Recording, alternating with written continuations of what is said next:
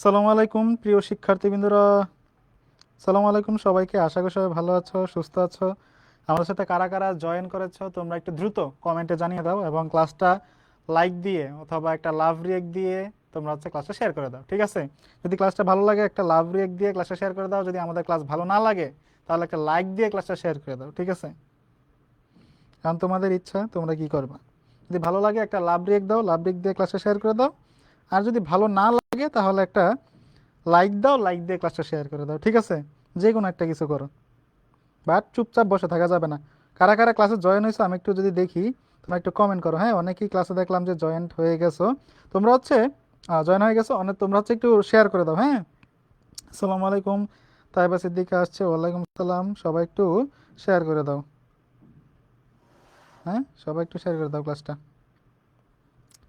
ওকে, সবাই একটু দ্রুত ক্লাসটা শেয়ার করে দাও। ওকে, সবাই একটু দ্রুত ক্লাসে শেয়ার করে দাও। ওকে, কারা কারা আছো ক্লাসে?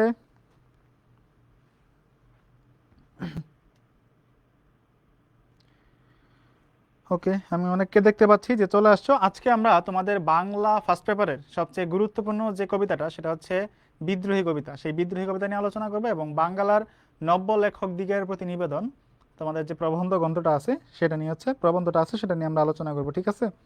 ওকে, তো আমি একটু ক্লাসটা শেয়ার করে দিচ্ছি, তোমরা একটু তোমাদের ফ্রেন্ডদের গ্রুপে ক্লাসটা একটু শেয়ার করে দাও। হ্যাঁ, আমার এখান থেকে শেয়ার হচ্ছে কি না যদি দেখি আইডির মধ্যে। মাঝে মাঝে তো আবার শেয়ার হয় না, কি যে হয় আইডিতে। ওকে, ওকে, ওকে, ঠিক আছে। কারা কারা আছো একটু কমেন্টে জানাও, কমেন্টে দ্রুত জানাও। ওকে,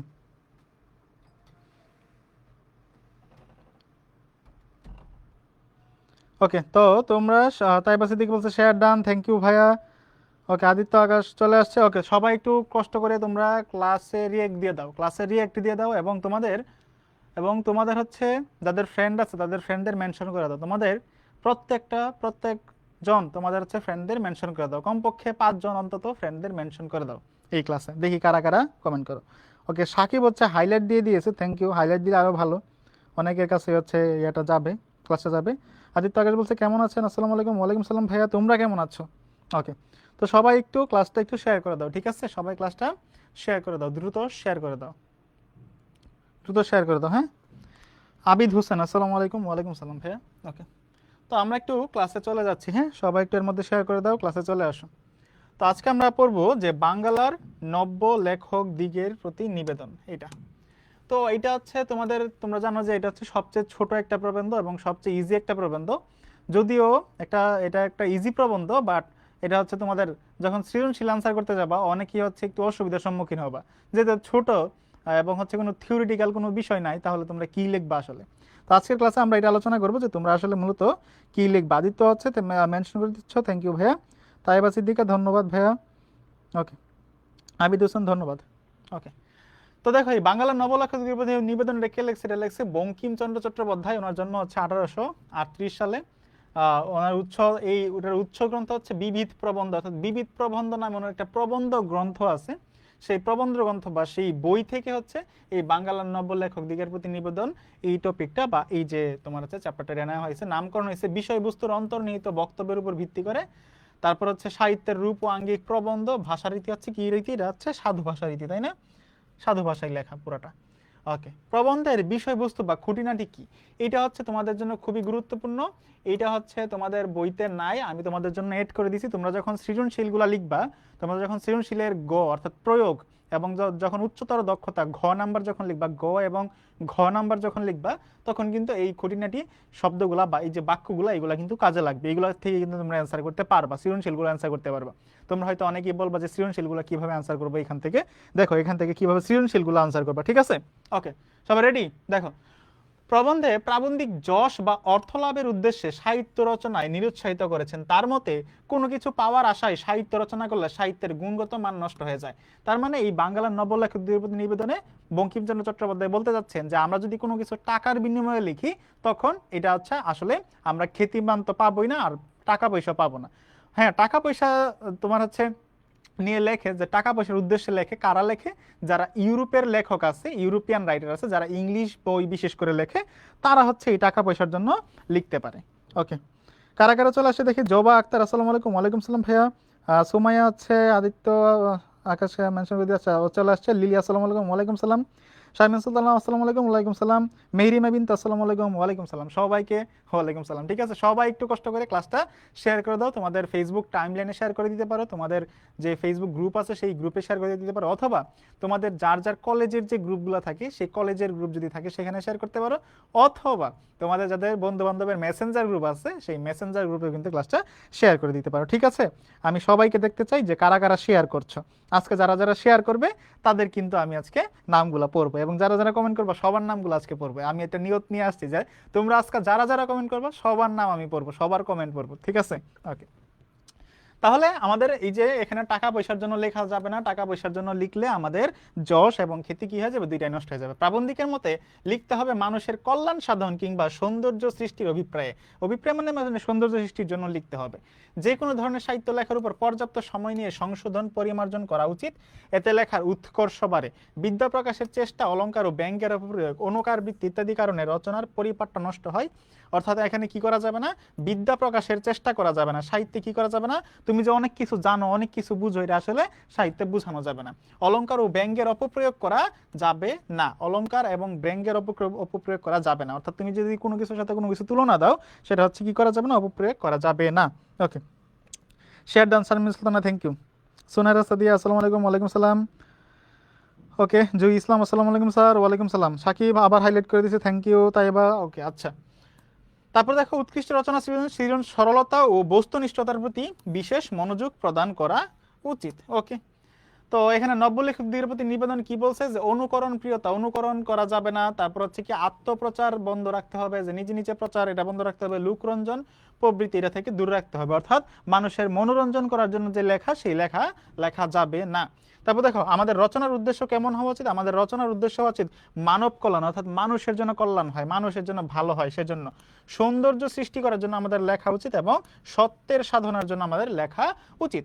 রচনার উৎকর্ষে করণীয়, অর্থাৎ একটা রচনা যে ভালো হবে, একটা বই যে ভালো হবে এর পিছনে করণীয় কি?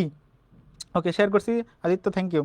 সোনার Sadia, share done, thank you. কতটুকু সময় হলো? আমি কি বেশি লেট করে ফেলছি? না, মাত্র শুরু করলাম।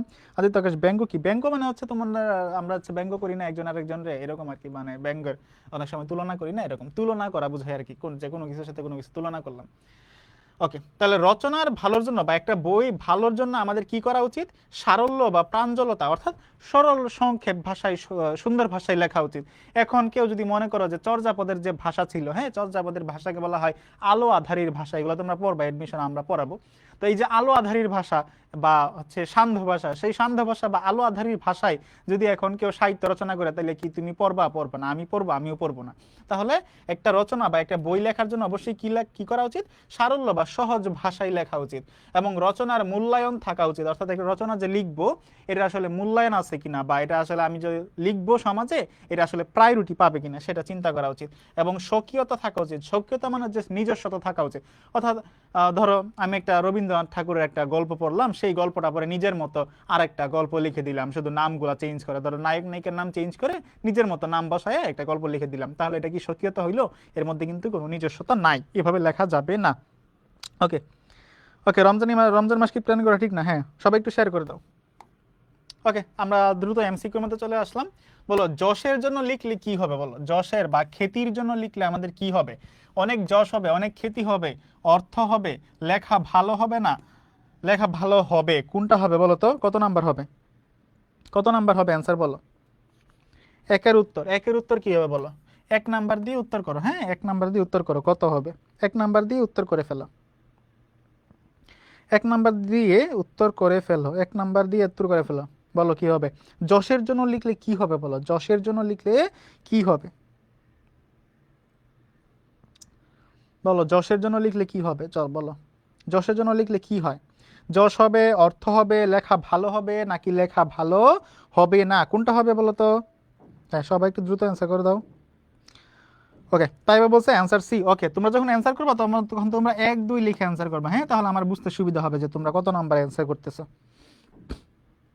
ওকে, তাহলে যশের জন্য লিখলে কি হবে? যশের জন্য লিখলে যশ হবে নাকি অর্থ হবে? লেখা ভালো হবে নাকি লেখা ভালো হবে না?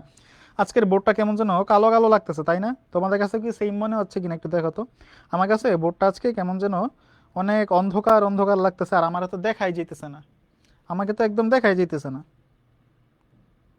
ওকে, সি সরি ডি 4 নাম্বার। ওকে, জোবা আক্তার অ্যান্সার দিছে শারমিন একের 4, তাইবা বলছে 4, মেহরিমা বিলছে 4। ওকে, তাহলে কি হবে না ভাইয়া? লেখা ভালো হবে না। যদি আমি যশ বা খ্যাতির জন্য লিখি তাহলে কি লেখা ভালো হবে বলো তো? লেখা কিন্তু ভালো হবে না। ওকে, পরবর্তী এমসিকিউতে আমরা চলে যাই। ওকে, লেখা ভালো হবে না। কোন ক্ষেত্রে লেখক যশের অধিকারী হবে? লেখা ভালো হলে, লেখক সুপ্রতিষ্ঠিত ব্যক্তি হলে, যশের জন্য লিখলে, অর্থের জন্য লিখলে? বলো তো, আমরা যখন কোনো কিছু লিখব কখন লেখাটা ভালো হবে? যশের অধিকারী, লেখক একটা যশের অধিকারী হবেন বা খ্যাতি পাবেন। কখন খ্যাতি পাবেন? লেখা ভালো হলে, লেখক সুপ্রতিষ্ঠিত ব্যক্তি হলে, যশের জন্য লিখলে নাকি অর্থের জন্য লিখলে? বলো কি হবে? হ্যাঁ, যশের জন্য লিখলে লেখা ভালো হবে না, তাই বা? ওকে, আরাফাত বলছে হ্যাঁ ভাইয়া ঠিক আছে, থ্যাংক ইউ। নীরা সরকার বলছে 4। কোনটার 4 ভাইয়া একটু বলো? মায়া আসত্ব 4 নাম্বার। কোনটার 4 নাম্বার? আবার বলছে ক নাম্বার? কোনটার ক? ইমামা বলছে 1-এর 4। হ্যাঁ ভাইয়া, একটু কালো কালো মনে হয় লাগতেছে বোর্ডটা কেমন যেন, দেখেন তো একটু আইএসও বাড়ে এটা কমাইয়া। ঠিক আছে, ওকে। তারপর সিদ্দিকা বলছে 2-এর ক, 2-এর খ, ক নাম্বার। তাহলে লেখা যদি ভালো হয় তাহলে আমরা কি হব? আমরা যশের অধিকারী হব, তাই না? তাহলে আমাদের অ্যান্সার কি, যে লেখা ভালো হলে আমরা যশের অধিকারী হব। 1 নাম্বার। ভালো লেখার সঙ্গে নিচের কোনটির সম্পর্ক আছে? ভালো লেখার ক্ষেত্রে নিচের কোনটির সম্পর্ক আছে বলো? অর্থের, খ্যাতির, অলংকারের, স্বার্থের? বলো, ভালো লেখার সাথে ভালো লেখার সাথে কোনটার সম্পর্ক আছে? অর্থের সম্পর্ক আছে, খ্যাতির সম্পর্ক আছে, অলংকারের সম্পর্ক আছে, নাকি স্বার্থের সম্পর্ক আছে? কোনটা হবে বলো তো? কোনটা হবে বলো? ওকে, নীরা 2-এর ক, কাজী ফাতেমা 2-এর ক, থ্যাংক ইউ। শারমিন সুলতানা 2-এর ক। সবাই একটু ক্লাসে শেয়ার করে দাও, সবাই একটু ক্লাসে শেয়ার করে দাও, ঠিক আছে? তোমাদের কাছে একটাই চাওয়া পাওয়া যে ভাইয়া ক্লাসটা, আমাদের যে ক্লাসগুলো আছে সেই ক্লাসটা একটু কাইন্ডলি শেয়ার করে দিবা, ঠিক আছে? তোমাদের যে গ্রুপগুলো আছে সেই গ্রুপগুলোতে একটু শেয়ার করে দিবা। আরাফাত বলছে ক, আদিত্য আকাশ বলছে খ। ভালো লেখার সাথে কিসের সম্পর্ক আছে বলো? ভালো লেখার সাথে কি অর্থের সম্পর্ক হয় বলো আরাফাত? ভালো লেখার সাথে কি অর্থের সম্পর্ক আছে? টাকা পয়সার কোনো সম্পর্ক আছে? 3-এর বি, তাই এবার সিদ্দিকা 3-এর বি, আবিদ হোসেন 3-এর বি। তাহলে অ্যান্সার কি? অ্যান্সার হচ্ছে 3-এর বি, খ্যাতির। হ্যাঁ, ভালো লেখার সাথে কিসের সম্পর্ক আছে? খ্যাতির সম্পর্ক। তুমি যদি ভালো লেখো তাহলে তুমি কি হবে? অনেক খ্যাতিমান হবে, অনেক বিখ্যাত হবে, তাই না? ওকে, তারপরে বলো, প্রাবন্ধিক কিসের জন্য লিখতে বারণ করেছেন? কেন তিনি লিখতে বারণ করেছেন? যশের জন্য, মানে অনেক খ্যাতির জন্য, টাকার জন্য, ক্ষমতার জন্য, নাকি ব্যক্তি স্বার্থের জন্য? কিসের জন্য লিখতে তিনি মানা করেছেন বলো তো? প্রাবন্ধিক কিসের জন্য লিখতে মানা করেছেন বলো? ওকে ওকে, যারা 3-এর উত্তর দিয়েছো থ্যাংক ইউ। কাজী ফাতেমা, মামা, Abid Hossain, Shakib Hasan, Mehrima Binte, thank you. Nira Sarkar, okay. রিয়েক্টর রোজা, আসসালামু আলাইকুম ভাইয়া। ওয়ালাইকুম সালাম। তুমি কি খালি রিয়েক্ট দাও রোজা? তুমি একটু কাজ করো, তুমি একটু রিয়েক্ট দিয়ে ক্লাসটা শেয়ার করে দাও, ঠিক আছে? একটু রিয়েক্ট দিয়ে ক্লাসটা শেয়ার করে দাও, হ্যাঁ? একটু রিয়েক্ট দিয়ে ক্লাসটা শেয়ার করে দাও, কেমন? 4-এর খ, নীরা সরকার বলছে 4-এর খ। ওকে, 4-এর ক। তাহলে প্রাবন্ধিক কিসের জন্য লিখতে নিষেধ করেছেন? প্রাবন্ধিক হচ্ছে টাকা পয়সার জন্য লিখতে বারণ করেছেন। ওকে, কিসের এটা জানতে পারি? এটা হচ্ছে বাংলার নব্য লেখক দিগের প্রতি নিবেদন, যে প্রবন্ধ আছে সেই প্রবন্ধের এমসিকিউ। ওকে, এখন মনে হয় আবার বেশি সাদা হয়ে গেছে, এখন একটু বেশি সাদা হয়ে গেছে। এই এত সাদা তো দরকার নাই, আমি তো আবার এত সুন্দর মানুষ না। বেশি সাদা হইলেও আবার একটু সমস্যা। ওকে, টাকার জন্য লিখতে নিষেধ করেছেন, তাই না? প্রবন্ধ অনুসারে কোথায় অনেকে টাকার জন্য লেখে এবং টাকাও পায়? আমি কিন্তু তোমাদের দিক থেকে বলে ফেলছি, আমি যখন একটু আগে বলতেছিলাম তখন কিন্তু বলে ফেলছি যে টাকার জন্য লিখতে কোথায় বারণ, কোথায় টাকা পাওয়া যায়, লেখালেখি করলে কোথায় টাকা পাওয়া যায় বলো তো? 4 নাম্বার কোনটা হবে? ওইটা হবে সরি 5 নাম্বার। হ্যাঁ, আমাদের এখানে একটু লেটে আসি। বলো, প্রাবন্ধিক কিসের জন্য লিখতে বারণ করেছেন বলো? কিসের জন্য লিখতে বারণ করেছেন? কিসের জন্য লিখতে বারণ করেছেন?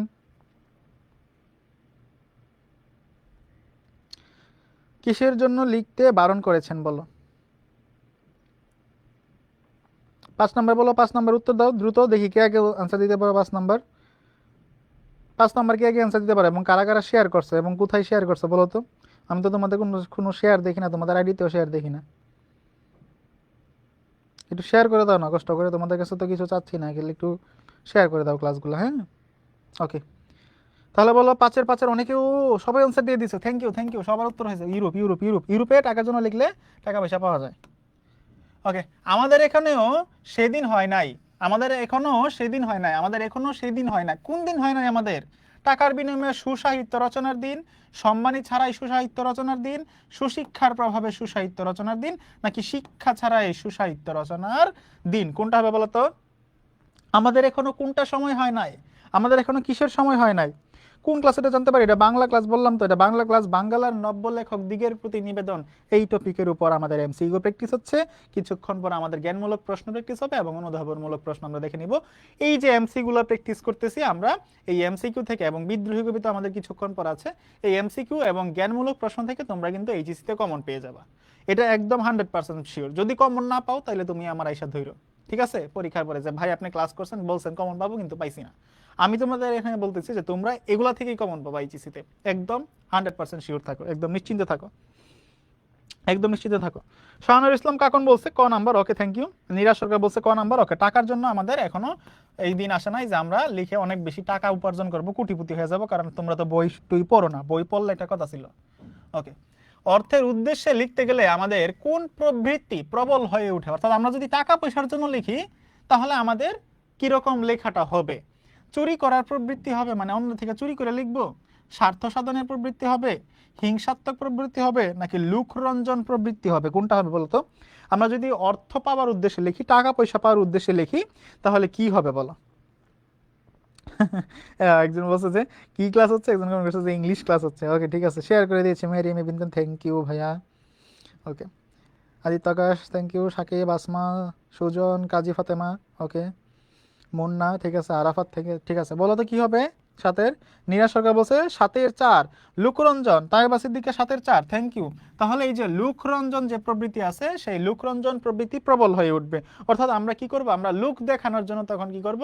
লেখাগুলা লিখবো, ঠিক আছে? বা হচ্ছে পাম পট্টি মারার জন্য, তেল মারার জন্য লেখাগুলা লিখবো, এগুলা লেখা যাবে না।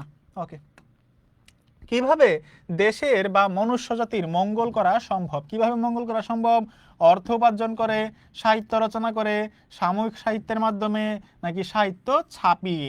কিভাবে মানুষ জাতির মঙ্গল করা সম্ভব, অর্থাৎ মানুষের মঙ্গল সাধন কিভাবে সম্ভব?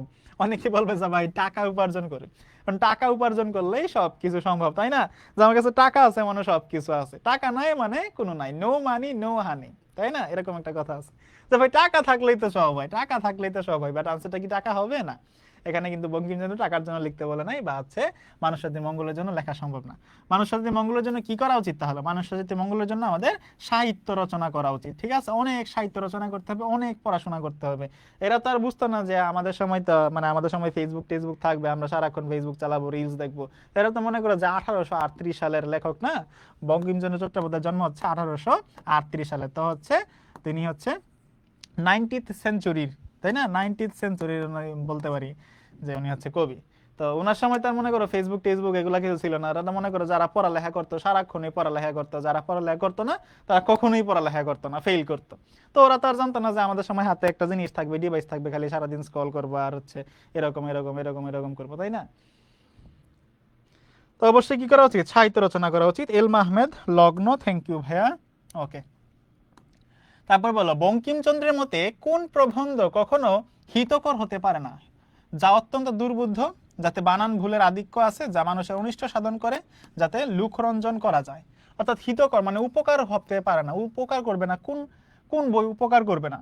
যা মানুষের অনিষ্ট সাধন করে, যা মানুষের কল্যাণ সাধন করে না, কেবল অনিষ্ট সাধন করে, সেগুলা কখনো মানুষের উপকারে আসবে না, তাই না?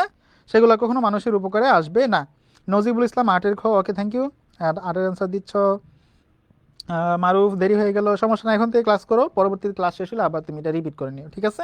ওকে, ঠিক আছে, তাহলে মানুষের অনিষ্ট সাধন করে। ওকে, সুতরাং তাহা একেবারে পরিহার্য। কোনটা পরিহার্য? কোনটা পরিহার্য? লোকরঞ্জনের প্রবৃত্তি, লেখাকে সরল করে তোলার চেষ্টা, সব প্রমাণ লেখার সংযুক্তকরণ, মানব কল্যাণ ব্যতীত ভিন্ন উদ্দেশ্যে সাহিত্য রচনা। বললো তো কোনটা হবে? 10 নাম্বার কোনটা হবে বলো? 10 নাম্বার কোনটা হবে অ্যান্সার? সুতরাং তাহা একেবারে পরিহার্য। কোনটি পরিহার্য? লোকরঞ্জন প্রভৃতি লেখাকে সরল করে তোলার চেষ্টা, সব প্রমাণ লেখায় সংযুক্তকরণ, নাকি মানব কল্যাণ ব্যতীত ভিন্ন উদ্দেশ্যে সাহিত্য রচনা? কোনটা হবে অ্যান্সার বলো তো? ওকে, 9 এর উত্তর দিয়েছো, থ্যাংক ইউ। নিরাসর্গ উত্তর দিয়েছো 9 এর গ, নজিবুল 9 এর গ। ওকে, ঠিক আছে। হ্যাঁ, এমদাদ স্যার আছে কিশোরগঞ্জ থেকে, থ্যাংক ইউ স্যার। ওকে, আদিত্য আকাশ 9 এর গ, মারুফ 9 এর গ। ওকে, তোমরা 9 এর অ্যান্সার দিচ্ছ, 10 এর অ্যান্সার দাও। 10-এ বলো 10। ওকে, তাইবা সিদ্দিকা বলছে 10-এর 4। মানব কল্যাণ ব্যতীত অন্য সাহিত্য যদি আমরা রচনা করি তাহলে সেগুলা কিন্তু পরিহার্য হবে। হ্যাঁ, ওকে, ঠিক আছে। সত্য ও ধর্ম ব্যতীত অন্য উদ্দেশ্যে লেখনী ধারণকে বঙ্কিমচন্দ্র কি বলেছেন? মহাপাপ, ব্যক্তি স্বাধীনতা, অপ্রয়োজনীয়, নাকি রুচিকর? এটা খুবই ইম্পর্টেন্ট একটা এমসিকিউ, তোমরা দেখি অ্যান্সার করতে পারো কিনা। ঠিক আছে, এটা আমি স্টার দিয়ে রাখলাম, দেখি তোমরা অ্যান্সার করতে পারতেছো কিনা। খুবই ইম্পর্টেন্ট এটা, যে সত্য ও ধর্ম ব্যতীত অন্য উদ্দেশ্যে লেখনী ধারণকে বঙ্কিমচন্দ্র কি বলেছেন? মহাপাপ, ব্যক্তি স্বাধীনতা, অপ্রয়োজনীয়, নাকি অরুচিকর? কোনটা হবে বলো তো? 11 কি হবে বলো? কনফিউজড 10-এর ঘ। ওকে, মানিক স্যার অ্যান্সার দিচ্ছে।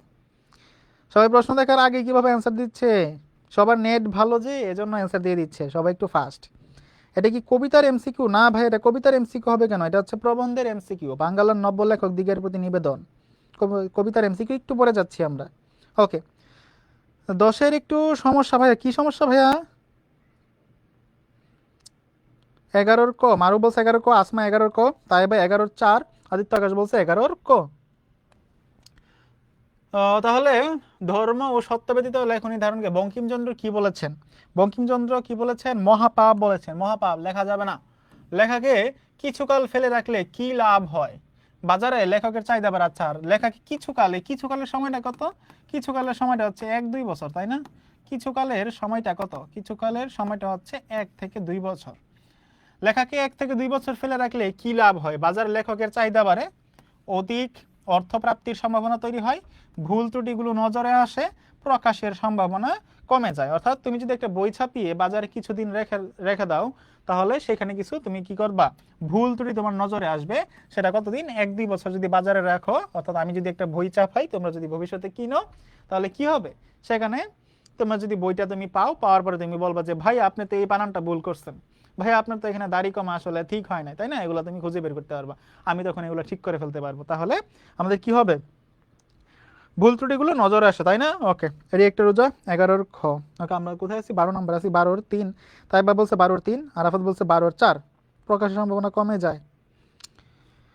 আদিত্য আকাশ বলছে 12-র গ, নিরাশকের 12-র গ। তাহলে অ্যান্সার কি? ভুল ত্রুটিগুলো নজরে আসে, ভুল ত্রুটিগুলো নজরে আসে। ঠিক আছে, 1-2 বছর বাজারে ফেলে রাখলে ভুল ত্রুটিগুলো নজরে আসে। রচনার উৎকর্ষ সাধনের জন্য করণীয় কি? অর্থাৎ রচনাটা যে ভালো হবে, এই ভালো হওয়ার পিছনে আমাদের কাজ কি? লেখার পর ত্রুটি সংশোধনের সময় নেওয়া, লেখায় বিদ্যা প্রকাশের চেষ্টা করা। এটা কিন্তু করা যাবে না, এটা কিন্তু করা যাবে না। বঙ্কিমচন্দ্র চট্টোপাধ্যায় কিন্তু বলছে, ওই যে আমরা যে খুঁটিনাটি পড়ছিলাম তখন কিন্তু এই লেখাটা লেখা ছিল যে লেখায় কি করা যাবে না? বিদ্যা প্রকাশ করার চেষ্টা করা যাবে না। লেখায় অলংকার প্রয়োগে সচেষ্ট হওয়া, এটাও করা যাবে না। এটাও কিন্তু নাম মানা করছে যে এইগুলা করা যাবে না, লেখার মধ্যে এইগুলা করা যাবে না। উন্নত সাহিত্যের অনুকরণ করা। তাহলে অ্যান্সার 1 অথবা 4, এই দুইটা থেকে যে কোনো একটা হবে। এই দুইটা থেকে যে কোনো একটা হবে। কোনটা হবে বলো? রচনার উৎকর্ষ সাধনের জন্য করণীয় কি বলো তো? 13 নাম্বার। ওকে, 13-র কি হবে বলো? 13 নাম্বার কত হবে? 13-র কত? 13-র হচ্ছে আরাফাত বলছে 13-র ক, তাইবা 13-র ক, আবিদ হোসেন 13-র ক, নিরাজ সরকার 13-র ক, মানিক স্যার বলছে স্যার আমারটা হয়েছে। জি স্যার হয়েছে স্যার। আবিদ হোসেন বলছে 13-র ক, ইমামা বলছে 13-র ক। তাহলে লেখার পর ত্রুটি সংশোধনের সময় নেওয়া, হ্যাঁ, এটা হচ্ছে উৎকর্ষ সাধনের উপায়। ওকে, কাব্য, নাটক, উপন্যাস কত বছর ফেলে রেখে সংশোধন করা উচিত?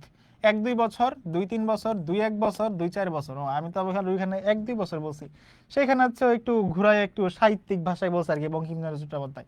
বলো তো কোনটা হবে? 1 হবে নাকি 3 হবে? বলো কোনটা হবে? 1 নাম্বার হবে নাকি 3 নাম্বার হবে? অ্যান্সার তো তোমাদের একটু আগে বলে দিলাম। বলো 1 নাম্বারটা হবে নাকি 3 নাম্বার হবে? 1-2 বছর হবে নাকি 2-1 বছর হবে? বলো তো। ইলমা 13-র ক। ওকে, থ্যাংক ইউ। আমি 13-র ক। ওকে, মেহরিমা বলছে 13। আচ্ছা, 14 বলো কি হবে? 14 কত হবে? থ্যাংক ইউ যারা অ্যান্সার দিচ্ছ, তোমরা অত কষ্ট করে। হ্যাঁ, 14 জানি না স্যার। ওকে মানিক স্যার, সমস্যা নাই, আমরা জানিয়ে দেবো একটু পরেই। তাই বা সিদ্দিকা বলছে 14-র ক, আদিত্য আকাশ বলছে 14-র ক, আসমা খান বলছে 14-র গ। ওকে ঠিক আছে, তাহলে আমরা দেখতে পাচ্ছি ক এবং গ এর মধ্যে একটা দুর্দান্ত মারামারি কিন্তু হচ্ছে, তাই না? টান টান উত্তেজনা, কে হবে বিজয়ী? ওকে, আমি কিন্তু একটু আগে বলতেছিলাম যে আমি কিন্তু লিখছিলাম আসলে 1-2 বছর, মানে আমি মানে ছোট থেকে নিচে লিখছি আর কি। বাট বঙ্কিমচন্দ্র চট্টোপাধ্যায় কিন্তু এটা একটু গুছায়া মানে ওনার নিজের মতো লিখছে আর কি। বাট এটার অ্যান্সারটা হচ্ছে কি 2-1 বছর আসলে। ঠিক আছে, এটার অ্যান্সারটা হচ্ছে 2-1 বছর, 2-1 বছর। ওকে, বিদ্যা প্রকাশের চেষ্টা করিবেন না, বিদ্যা প্রকাশের চেষ্টা করিবেন না, অর্থাৎ আপনি যে অনেক বেশি জানেন, আপনি যে অনেক কিছু বুঝেন, এটা প্রকাশ করার চেষ্টা করবেন না। কারণ বিদ্যা পাঠক অপমানিত বোধ করেন, রচনার সরলতা নষ্ট করে, স্বাভাবিকভাবেই প্রকাশ পায়, সব পাঠকের রুচি এক নয়। কেন আমরা বিদ্যা প্রকাশ করব না বলো তো? কেন আমরা বিদ্যা প্রকাশ করবো না? হ্যাঁ, 2-1 বছর হবে আদিত্য আকাশ, 2-1 বছর হবে ভাই। ওকে, নজিবুল বলছে 14 গো, থ্যাংক ইউ। ওকে ওকে, যারা কোন কো অ্যান্সার দিছো এটার অ্যান্সারটা গ হবে। হ্যাঁ, ওকে, 2-1 বছর হবে আসলে জিনিসটা। ওকে, 15 হচ্ছে তাইবাসের দিকে বলছে যে 15-র বি নাম্বার, রচনার সরলতা নষ্ট করে বিদ্যা প্রকাশ করলে। আচ্ছা, বাকিরা বলো কি হবে? ভুল অ্যান্সার হইলেও কোনো সমস্যা নাই, ভুল অ্যান্সার হইলেও কোনো সমস্যা নাই, বাট অ্যান্সার করতে হবে। ওকে, 15 জানি না আরাফাত, সরল স্বীকারোক্তি, তাই না? ওকে, নীরা বলছে 15-র গ। ওকে, 15 এক একজন এক একটা অ্যান্সার দিচ্ছে। তবে বলছে 15 খ, সরলতা নষ্ট করে, স্বাভাবিকভাবেই প্রকাশ পায়, বিদ্যা প্রকাশ করার চেষ্টা করিবেন না, বিদ্যা বিদ্যা প্রকাশের চেষ্টা করবেন না, বিদ্যা কি হয় স্বাভাবিকভাবেই প্রকাশ পায়, তাই না? কোনটা হবে? ওকে, তোমাদের কারোটাই মনে হয়নি। বিদ্যা প্রকাশের চেষ্টা করিবেন না, কারণ বিদ্যা পাঠক অপমানিত বোধ করেন। বিদ্যা যখন মানুষ একজন আরেকজনটা দেখে, তখন পাঠক কি করে? অপমানিত বোধ করে, যে হ্যাঁ অনেক জানে মনে হয়, তাহলে আর এর বই কি করবো না, দেখতামই না। হাসকা মারবো নাকি? হাসকা আবার কি ভাই? রচনায় লেখকের বিদ্যা প্রকাশের চেষ্টা পাঠকের জন্য কি হয়ে ওঠে? অবমানকর, বিরক্তিকর, হানিকর, ভয়ঙ্কর। ওই যে বলতেছিলাম একটু আগে যে এমসিকিউটা বললাম, যে কি করা যাবে না, একটু আগে যে বললো যে বিদ্যা প্রকাশ করার চেষ্টা করা যাবে না কারণ পাঠক অপমানিত বোধ করেন। এখন আবার এটা থেকেই প্রশ্ন আসছে যে রচনায় লেখকের বিদ্যা প্রকাশের চেষ্টা পাঠকের জন্য কি হয়ে ওঠে? অবমাননাকর, বিরক্তিকর, হানিকর, নাকি ভয়ঙ্কর? কি হবে বলতো? পাঠকের জন্য কেমন লাগে, মানে পাঠকের কেমন লাগে যখন বিদ্যা প্রকাশের চেষ্টা করে একজন, তখন কেমন লাগে? অবমাননাকর, বিরক্তিকর, হানিকর, নাকি ভয়ঙ্কর? কি হবে বলো? 16 নাম্বার কি হবে? দ্রুত অ্যান্সার বলো। আর দুজন হাসতেছে। ওকে, কনফিউজড, কনফিউজ তো থাকবাই। সাদিয়া আহমেদ বলছে 15-র গ। ওকে ওকে, আসমা বলছে যে 14-র 16-র খ। ওকে, আবিদ হাসান বলছে 16-র ক। কাউসার বলছে ক। তাইবা সিদ্দিকা বলছে ক, অবমাননাকর। আদিত্য আকাশ বলছে খ, বিরক্তিকর। তাহলে বিদ্যা প্রকাশ করলে কেমন লাগে বলতো? বিদ্যা প্রকাশ করলে, পাঠকে যখন বিদ্যা প্রকাশ করে তখন আমাদের বিরক্তিকর লাগে। ওকে, থ্যাংক ইউ। 2 নাম্বার, এখনকার প্রবন্ধে কোনটি বড় বেশি দেখতে পাওয়া যায়? কোনটি বেশি দেখতে পাওয়া যায় বলো? বিদেশি ভাষায় উদ্ধৃতি, মাতৃভাষায় উদ্ধৃতি, সাধু ভাষায় উদ্ধৃতি, নাকি চলিত ভাষায় উদ্ধৃতি? কোনটা বেশি দেখা যায় এখনকার দিনের লেখাগুলোতে? এখনকার দিনের লেখাগুলোতে কোনটা বেশি দেখতে পাওয়া যায়? আচ্ছা, আমি একটু কথা বলি। হ্যাঁ, আমি একটু তোমাদের একটু 30 সেকেন্ড ইন্টারাপ্ট। আমি আসলে বলছিলাম যে আজকে তোমাদের সবার কমেন্ট পড়বো, বাট একজনের কমেন্ট পড়তে পারতেছি না। কেন পড়তে পারতেছি না? কারণ ওর হচ্ছে আইডিটা চাইনিজ ভাষায় লেখা। তো তো ভাই আপু তুমি যাই হও না কেন, যেই হও না কেন, আমি তোমার কমেন্টটা পড়তে পারতেছি না। মর্জিনা আফরোজ বলছে 16-র খ। ওকে, ইলমা আহমেদ 16-র ক। আচ্ছা, তোমরা 16 অ্যান্সার দিচ্ছ, থ্যাংক ইউ। দূর, একটারও ঠিক হয় না, আর উত্তরই দিব না। এই যে তুমি যে হতাশ হয়ে গেল, হতাশ হয়ে গেলে কিন্তু চলবে না, ঠিক আছে? তোমার ভুল হবে। এই যে আজকে যে ভুল হচ্ছে, ভুল হওয়া মানে কি? ভুল হওয়া মানে হচ্ছে তোমার হয়তো কোনো জায়গায় একটু ঘাটতি আছে, সেই ঘাটতিটা কি পূরণ করতে হবে না? পূরণ করতে হবে। তাহলে আমাদের সে ক্লাসটা দেখো। এগুলো তুমি তো আজকে ক্লাসে ভুল করতেছো, তার মানে তুমি যেই যেই জায়গাগুলো ভুল করতেছো এগুলো কিন্তু তোমার মাইন্ডে সেট হয়ে থাকবে যে না, আমি তো এটা ভাইয়ার ক্লাসে ভুল উত্তর দিয়েছিলাম। যখন এই প্রশ্নটা আবার যখন তুমি কোথাও না কোথাও ফেস করবা, যখন তোমার এইচএসসিতে আসবে বা এডমিশনে যখন আসবে, তখন কিন্তু এটা তোমার অ্যান্সারটা কিন্তু দিয়ে ভালো লাগবে যে না, আমি এটা ক্লাসে দেখেছি, আমি এটা ক্লাসে করেছি, যে এটা আমার ভুল হয়েছিল বা আমি অ্যান্সার করতে পারছি। যাই হোক, সঠিক হোক ভুল হোক, যেটাই হোক, তোমার কিন্তু তখন ভালো লাগা কাজ করবে। তো ভুল হোক সঠিক হোক কোনো সমস্যা নাই, তুমি অ্যান্সার করো। অ্যান্সার করলে কিন্তু তোমার এই প্রশ্নটা মাথায় গেঁথে থাকবে যে না, আমি এটা ভুল করছিলাম বা আমার এটা সঠিক হয়েছিল ক্লাসে, আমি যখন ক্লাস করতেছিলাম বি একাডেমিতে। ঠিক আছে? তো ভুল হোক শুদ্ধ হোক কোনো সমস্যা নাই, তুমি ক্লাস করো, অ্যান্সারগুলো দাও। স্যার ওকে ঠিক আছে। চাইনিজ, হ্যাঁ। তোমরা সবাই ধরে ফেলছো না? ওকে। তাহলে এখনকার দিনে কোনটার বেশি দেখতে পাওয়া যায়? কোনটা বেশি দেখতে পাওয়া যায়? বিদেশি ভাষায় উদ্ধৃতি। বিদেশি ভাষায় মানুষ উদ্ধৃতি দেয় বেশি, ইংলিশে মানুষ বেশি বেশি লেখে, ইংলিশে উদ্ধৃতি দেয়, মানে লেখে না, মানে উদ্ধৃতিগুলা দেয় আর কি বিদেশি ভাষায়। হ্যাঁ, মানে আমরা ইংলিশে সবকিছু উদ্ধৃতিগুলা দিয়ে থাকি, এরকম আর কি। ওকে। রচনায় অলংকার প্রয়োগ বা রসিকতার ব্যাপারে বঙ্কিমচন্দ্রের মত কি? এটি নিতান্তই অপ্রয়োজনীয়, জোরপূর্বক ব্যবহার বর্জনীয়, যত বেশি সম্ভব করা উচিত, লেখকের ইচ্ছার উপর নির্ভর করে। অর্থাৎ রচনায় অলংকার প্রয়োগ এগুলো কিন্তু আমরা খুঁটিনাটিতে পরে আসছি। যারা ক্লাসটা ফার্স্ট থেকে দেখো নাই, আমি অনুরোধ করব তোমরা ক্লাস শেষে, লাইভ ক্লাসের শেষে আবার প্রথম থেকে ক্লাসটা দেখবা। এগুলা কিন্তু আমরা পড়ে আসছি একদম প্রথমে, একদম প্রথম স্লাইডেই কিন্তু এগুলা ছিল, দ্বিতীয় স্লাইডে, প্রথম বা দ্বিতীয় স্লাইডে এগুলা ছিল। জি ভাইয়া, ওকে, থ্যাংক ইউ, তুমি বুঝতে পারছো, থ্যাংক ইউ। কখনো হতাশ হওয়া যাবে না, তুমি তোমার লাইফের যেই স্টেজেই থাকো, যেইখানেই থাকো, হতাশ হওয়া যাবে না। মনে রাখবা, ধৈর্য হচ্ছে সবচেয়ে বড় পরীক্ষা। তুমি যদি ধৈর্যের সাথে যদি লেগে থাকো, তাহলে যে কোনো কিছু করা সম্ভব তোমাকে দিয়ে, বিশ্বাস করো, তোমাকে দিয়ে যে কোনো কিছু করা সম্ভব। এমন অনেক স্টুডেন্ট আছে না, যারা মনে করো এইচএসসিতে খুব ভালো বেশি রেজাল্ট করে না, দেখবা যে ক্লাসের একদম লাস্টের দিকে বসে বা খুব বেশি মনোযোগী না ক্লাসে, এরকম অনেক স্টুডেন্ট আছে। কিন্তু তারাও কিন্তু পরবর্তীতে যখন এইচএসসি পরীক্ষা হয়, দেখবা যে তারা অনেকে জিপিএ 5 পেয়ে যাবে, অনেকে জিপিএ 5 পেয়ে যাবে। আমি জানি, আমার সাথে হয়েছে এমন, অনেকে জিপিএ 5 পেয়ে যাবে, যে ক্লাসে কখনো মনোযোগী ছিল না, ক্লাসে কখনো এরকম অ্যাটেন্টিভ ছিল না, বাট তারা জিপিএ 5 পেয়ে যাবে। আবার দেখবা যে তারা ঢাকা বিশ্ববিদ্যালয়ের মতো বিশ্ববিদ্যালয়ে চান্স পেয়ে যাবে, চট্টগ্রাম বিশ্ববিদ্যালয়, রাজশাহী বিশ্ববিদ্যালয়, ভালো ভালো বিশ্ববিদ্যালয়ে চান্স পেয়ে যাবে। কিভাবে চান্স পাবে? কারণ তারা যে এই যে ধৈর্যের সাথে যে লেগে থাকবে শেষের দিকে, সেটা তাদেরকে অনেক দূরে এগিয়ে নিয়ে যাবে। অনেককে তুমি দেখবা, তুমি যখন এইচএসসি পরীক্ষা দিবা, তোমরা তো এই ধাপে আসো না এখনো, ধীরে ধীরে আসবা। তুমি যখন এইচএসসি পরীক্ষা দিবা, এইচএসসি পরীক্ষার পর দেখবা যে অনেকেই হাওয়া হয়ে যাবে। হাওয়া হয়ে যাওয়া মানে কি? মানে অনেকে নিরুদ্দেশ হয়ে যাবে, অনেকে নিরুদ্দেশ হয়ে যাবে। নিরুদ্দেশে কি করবে? পড়াশোনা করবে, প্রচুর পড়াশোনা করতে হবে। এইচএসসির পর, এইচএসসি তো পড়ালেখা তো করতে হবেই, এইচএসসির পর আরো অনেক বেশি পড়াশোনা করতে হবে। ঠিক আছে? আমি প্রতিদিন লাইভে আসি নাকি? আমি হচ্ছে সপ্তাহে 2 দিন লাইভে আসি। তাছাড়া আমাদের পেজ থেকে সপ্তাহে 6 দিনই ক্লাস হয়। ঠিক আছে? আমাদের পেজ থেকে সপ্তাহে 6 দিন ক্লাস হবে, দুপুর 3টা থেকে ক্লাস পেয়ে যাবা। আর আমি লাইভে আসি 2 দিন, শনিবার এবং হচ্ছে আজকে কি বার রে? মঙ্গলবার না? হ্যাঁ, মঙ্গলবার, শনিবার এবং মঙ্গলবার আমাকে পাবা। তাহলে বলেন কি, তাহলে আমি কি A+ পেতে পারি? অবশ্যই পেতে পারো। তোমার যদি সেই সৎ ইচ্ছা থাকে, সৎ সাহস থাকে, তুমি অবশ্যই পেতে পারো। যাদের ইচ্ছা আছে যে আমি A+ পাবো নাকি, এই যে তুমি যে একটা ইচ্ছা প্রকাশ করলা যে ভাই আমি A+ পেতে ইচ্ছুক, এটাই তোমাকে অনেক দূর নিয়ে যাবে, এটাই তোমাকে 50% রাস্তা আগাই দিবে। তোমাকে কি করতে হবে? তোমার সেই ইচ্ছাটা থাকতে হবে যে ভাই আমি ওই জায়গায় যাইতে চাই, আমি ঢাকা বিশ্ববিদ্যালয়ে পড়তে চাই, আমি এইচএসসিতে A+ পেতে চাই। এই যে ইচ্ছাটা থাকতে হবে। অনেকের মাঝে কি জানো, ইচ্ছাটা থাকে না, যে এই পরীক্ষা দিব, যাই হবে হবে, সমস্যা নাই, যা হবে দেখা যাবে, দেই একটা পরীক্ষা, কি হবে, এমন ভাবে এক্সাম দেয়। এমন ভাবে এক্সাম দিলে কি হবে বলো? তোমার যদি ইচ্ছা না থাকে, তোমার যদি মনের মধ্যে সেই জোর না থাকে, শক্তি না থাকে, তাহলে তোমার এই এক্সাম দিয়ে, এই পড়ালেখা করে কোনো লাভ নেই। তোমার মনের মধ্যে একটা ইচ্ছা থাকতে হবে, ইচ্ছাটাই হচ্ছে সবচেয়ে বড় জিনিস। ইচ্ছা শক্তি মানুষকে অনেক দূর নিয়ে যায়। ঠিক আছে? তো সবাই ভালো করবে ইনশাল্লাহ। আল্লাহ বলে, ওকে, ঠিক আছে। হ্যাঁ, রুটিন আছে, দেখে নিও। হ্যাঁ স্যার, স্যার টি শার্ট কোন দিন পাবো? আচ্ছা, টি শার্ট নিয়ে হচ্ছে আমাদের কথা হয়েছে। মূল কথা হচ্ছে আমাদের যে টি শার্ট ডিজাইন, তোমাদের তো ফার্স্ট টি শার্ট দিব, আমরা চাচ্ছি যে একদম ভালো কোয়ালিটি দেওয়ার জন্য। কোয়ালিটিটা যেন একদম টপ নচ হয়, ফার্স্ট কথা হচ্ছে এটা। তো আমরা হচ্ছে কোয়ালিটিটা অলরেডি আমরা মানে ডিজাইন দিয়ে দিয়েছি। তারপর হচ্ছে আমাদের ডিজাইন ফ্যাক্ট ছিল, ডিজাইন ফ্যাক্ট। হ্যাঁ, ডিজাইন হচ্ছে তোমাদের যেহেতু ফার্স্ট দিব, বা আমাদের পেজ থেকে হচ্ছে একদম ফার্স্ট টি শার্ট যাবে। সো সো সেই টি শার্টগুলো ডিজাইন করতে একটু আমাদের একটু লেট হয়েছিল, বাট তোমরা ইনশাল্লাহ টি শার্ট পেয়ে যাবা। যেহেতু বলছি যে টি শার্ট পাবা, ইনশাল্লাহ তোমরা পেয়ে যাবা। ইনশাল্লাহ এটা দেখা যাবে ঈদের আগে পাবা, অন্তত ঈদের আগে পাবা। ঠিক আছে? ওকে।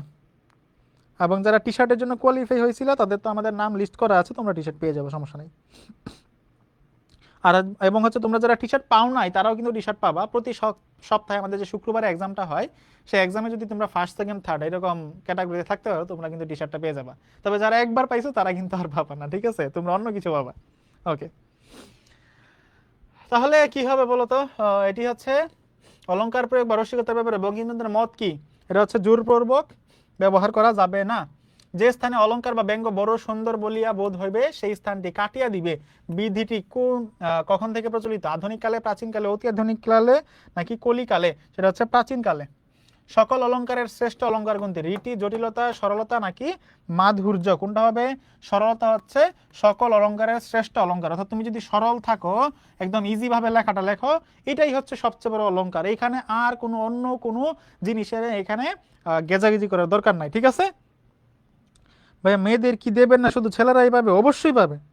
পোলাপাইন টি শার্ট কয়েকদিনের মধ্যে পেয়ে যাবে, মানিক হাসান স্যার বললো। ঠিক আছে, টি শার্ট তো পেয়ে যাবাই, এটা তো বললাম যে তোমরা আগামী সপ্তাহ বা ঈদের আগে অন্তত পেয়ে যাবে, এটা অন্তত শিওর থাকো। ভাই আমি রেগুলার ক্লাস করি, আমাকে দেন। ওকে আবিদ হাসান, তুমি হচ্ছে ক্লাসগুলো যেহেতু করো, তোমার হচ্ছে একটা অপরচুনিটি আছে, তুমি পরীক্ষাগুলো দিবা। প্রতি শুক্রবার কিন্তু আমাদের সাপ্তাহিক এক্সাম হয়, অর্থাৎ প্রতি সপ্তাহে যে ক্লাসগুলো হয় সেই ক্লাসের উপর, টপিকের উপর বেস করে আমাদের কিন্তু শুক্রবার এক্সাম হয় রাত 10টায়। সেই 10টা থেকে 12টা পর্যন্ত সময় থাকবে, তুমি যে কোনো সময় দিতে পারো এই 2 ঘন্টার মধ্যে। সেই এক্সামে তুমি যদি ফার্স্ট সেকেন্ড থার্ড হইতে পারো, তুমি অবশ্যই টি শার্ট পাবা, যারা যারা ফার্স্ট হবে। হ্যাঁ, বান্দরবন থেকে রাহুল চাক দেখতেছে, থ্যাংক ইউ ভাইয়া। এটা প্রবলেম আছে, আমি পেয়ে যাবা, পেয়ে যাবা, তাই বাসের দিকে পেয়ে যাবা, সমস্যা নাই। যারা পেজে মেসেজ দিয়েছো টি শার্টের জন্য পেয়ে যাবা। ভাই কোথায় পরীক্ষা নাই? এই যে বি একাডেমি পেজে, যেই পেজে ক্লাস করতেছো সেই পেজেই পরীক্ষা থাকবে। হ্যাঁ ভাইয়া, এক্সাম ফ্রাইডে আছে, হ্যাঁ ফ্রাইডে আছে এক্সাম। পরীক্ষা হবে জানতে পারি এই সপ্তাহে বাংলা, ইংলিশ এবং আইসিটি যেই যে টপিকের উপর ক্লাসগুলো হয়েছে সেই টপিকের উপর এক্সাম হবে। হ্যাঁ পেজ অ্যাড্রেস দিয়েছে, পেজ অ্যাড্রেস না দিলে দিয়ে দিও, আমরা দিয়ে দিব, টি-শার্ট দিয়ে দিব। হ্যাঁ সরলতা থাকা দরকার। ওকে, বাংলার নব্য লেখক দিগের প্রতি নিবেদন প্রবন্ধের লেখক কিসের জন্য লিখতে নিষেধ করেছেন? কিসের জন্য লিখতে নিষেধ করেছেন? অর্থ, ধর্ম, যশ, সৌন্দর্য, কিসের জন্য লিখতে নিষেধ করেছেন বলো? কিসের জন্য লিখতে নিষেধ করেছেন? স্যার লাস্ট এক্সামে আমি ফার্স্ট হয়েছিলাম, আমি আমাকে টি শার্ট দিবেন না স্যার? আসমা খান, অবশ্যই দিব। আরে কি বলো, তোমাকেই তো খুঁজছে বি একাডেমি, কেন দিব না? কেন দিব না বলো? যারা ফার্স্ট সেকেন্ড থার্ড হয়েছে সবাই পাবা, টি শার্ট পাবা, সমস্যা নেই। আরে ভাই টি শার্ট তো বানাই দিছি তোমাদের জন্য, টি শার্ট বানাই দিছি তোমাদের জন্য, তো তোমাদের দিব না তো কাদের দিব? আমি পরবো? আমি তো পরবো না তোমাদের টি শার্ট। হয়তো পড়তে পারি, একটা নিয়ে পড়তে পারি এমনিতে ট্রাই করার জন্য, বাট মেইন তো আর আমার জন্য বানাচ্ছে না, বানাচ্ছি তো তোমাদের জন্যই। তো অবশ্যই তোমাকে দিব, আমি তো আর নিজে সবগুলো রেখে দিব না, তাই না? টি শার্ট যা বানাচ্ছি এগুলো তো আর আমি লিখে দেবো না। ভাই কোথা থেকে এক্সাম দিব? বি একাডেমি পেজে তুমি এক্সামটা পেয়ে যাবে। ঠিক আছে, এই পেজটা যদি ফলো দেওয়া না থাকে ফলো দিয়ে দাও। মেহেদি কাউসার ফলো দিয়ে দাও। লাভ ইউ ভাই, আবার টি শার্ট আমার হবে, এবার টি শার্ট আমার হবে ইনশাল্লাহ। আবিদ হোসেন, মনে সাহস রাখো, তোমারই হবে ইনশাল্লাহ। ফার্স্ট সেকেন্ড থার্ড হলে টি শার্ট পেয়ে যাবে। এই ওকে, অনেকে অ্যান্সার দিচ্ছ, আমি একটু অ্যান্সারে যাই। লগ্ন বলছে 21-4, চৈতি বলছে 21-ক, আসমা বলছে 21-গ, আদিত্য 21-গ, 21-গ, 21-গ। তাহলে কিসের জন্য লিখতে নিষেধ করছেন বলো তো? মাহির বলছে গ, জসিম উদ্দিন ক, গ ক গ ক, আচ্ছা। আরাফাত বলছে ক, আসমা কনগ্রেচুলেশন। ওকে, তাহলে কিসের জন্য লিখতে নিষেধ করছেন? টাকা পয়সার জন্য লিখতে নিষেধ করছেন। টাকা পয়সা, টাকা পয়সা, টাকা পয়সা। এই এখানে ধর্ম দেওয়া কেন? হাই হাই, এই ধর্ম অ্যান্সার হবে না, ধর্ম অ্যান্সার হবে না। কিসের জন্য লিখতে নিষেধ করছেন, তাই না? এটাই তো প্রশ্ন করছে। অর্থ হবে, অর্থ হবে। টাকা পয়সার জন্য লিখতে নিষেধ করছেন, এটা হবে অ্যান্সার। এখানে ধর্ম অ্যান্সার হবে না, হবে না, এটা দেখো না। ঠিক আছে, এটা দেখো না, এটা কোনোভাবেই দেখা যাবে না, এটা তো হবেই না অ্যান্সার কোনোভাবে। ওকে, বঙ্কিমচন্দ্র যাত্রাওয়ালাদের কেমন ব্যবসায়ী বলে অভিহিত করেছেন? এই যে জ্ঞানমূলক প্রশ্ন কিন্তু চলে আসছি, সবাই রেডি তো? জ্ঞানমূলক প্রশ্ন তোমাদের এই যে এমসি গুলো প্র্যাকটিস করালাম এবং এই যে জ্ঞানমূলক প্রশ্ন, এর বাইরে তোমাদের আর কোনো কিছু পড়তে হবে না এই টপিক থেকে ইনশাল্লাহ। যদি প্রশ্ন আসে পরীক্ষা, যদি প্রশ্ন আসে ইনশাল্লাহ এই স্লাইডটা খালি দেখা যাবে, আর কিচ্ছু না। পরীক্ষা যাওয়ার আগে আমাদের যে স্লাইডগুলো আছে সেই স্লাইডগুলো তোমরা পিডিএফ গুলো সেভ করে রাখবা নিজের মোবাইলে, সেইগুলা খালি একবার স্ক্রল করে দেখা যাবা, এমসি গুলো প্র্যাকটিস করবা, জ্ঞানমূলক অনুধাবনমূলক পড়ে যাবা, পরীক্ষায় বৈশাখ খালি লিখবা, খালি লিখবা। ঠিক আছে, পারবা না? পারবা কিনা বলো? ওটা ভুল করে ডি দিয়ে ফেলছি, ও আচ্ছা ঠিক আছে, সমস্যা নাই। লগ্ন, ওকে। চাইনিজ নাম তুমি বলছো 21-এর ক, রিয়েক্ট রোজা বলছো 21। ওকে ঠিক আছে, তাহলে বঙ্কিমচন্দ্র যাত্রাওয়ালাদের নিজ ব্যবসায়ী বলে অভিহিত করেছেন, এগুলো কিন্তু পড়ে যাবা। হ্যাঁ, এগুলো হচ্ছে আমি লিখে দিছি, পিডিএফে দিয়ে দিছি, এগুলা পড়ে যাবা। কোন প্রবন্ধ কখনো হিতকর হতে পারে না? যে প্রবন্ধ অসত্য, ধর্মবিরুদ্ধ, পরনিন্দা বা পরপীড়ন বা স্বার্থসাধন যার উদ্দেশ্যে, সে প্রবন্ধ কখনো হিতকর হতে পারে না। ওকে, আমরা কোন প্যানটা ইউজ করতেছি এটা তো সমস্যা। ওকে, বঙ্কিমচন্দ্র চট্টোপাধ্যায়ের মতে সাহিত্যের উদ্দেশ্য কি? সাহিত্যের উদ্দেশ্য হলো সত্য ও ধর্ম। লেখকের মতো সত্য ও ধর্ম ব্যতীত অন্য কোন উদ্দেশ্যে লেখনী ধারণ কি? এখন অন্য কোন উদ্দেশ্যে লেখনী ধারণ করা মহাপাপ, এটা কিন্তু আমরা এমসিকিউতে পড়ছি, তাই না? যে সত্য এবং ধর্ম ব্যতীত যদি আমরা লেখালেখি করি সেটা হবে কি? মহাপাপ। ওকে জি ভাই, মানিক মা বলছে জি ভাই। ওকে, খালি এটা পড়ে যাবা আর লিখবা, খালি ধুমায় লিখবা, কি আছে জীবনে মিয়া। ওকে, বঙ্কিমচন্দ্র লেখার পর হঠাৎ না ছাপিয়ে কি করতে বলেছেন? কিছুকাল ফেলে রেখে সংশোধন করতে বলেছেন, তাই না? 2-1 বছর ফেলে রেখে সেটা কি করতে হবে? সংশোধন করতে হবে। রচনাকে কিছুকাল ফেলে রাখার নিয়ম রক্ষাটি কাদের পক্ষে ঘটা সম্ভব নয়?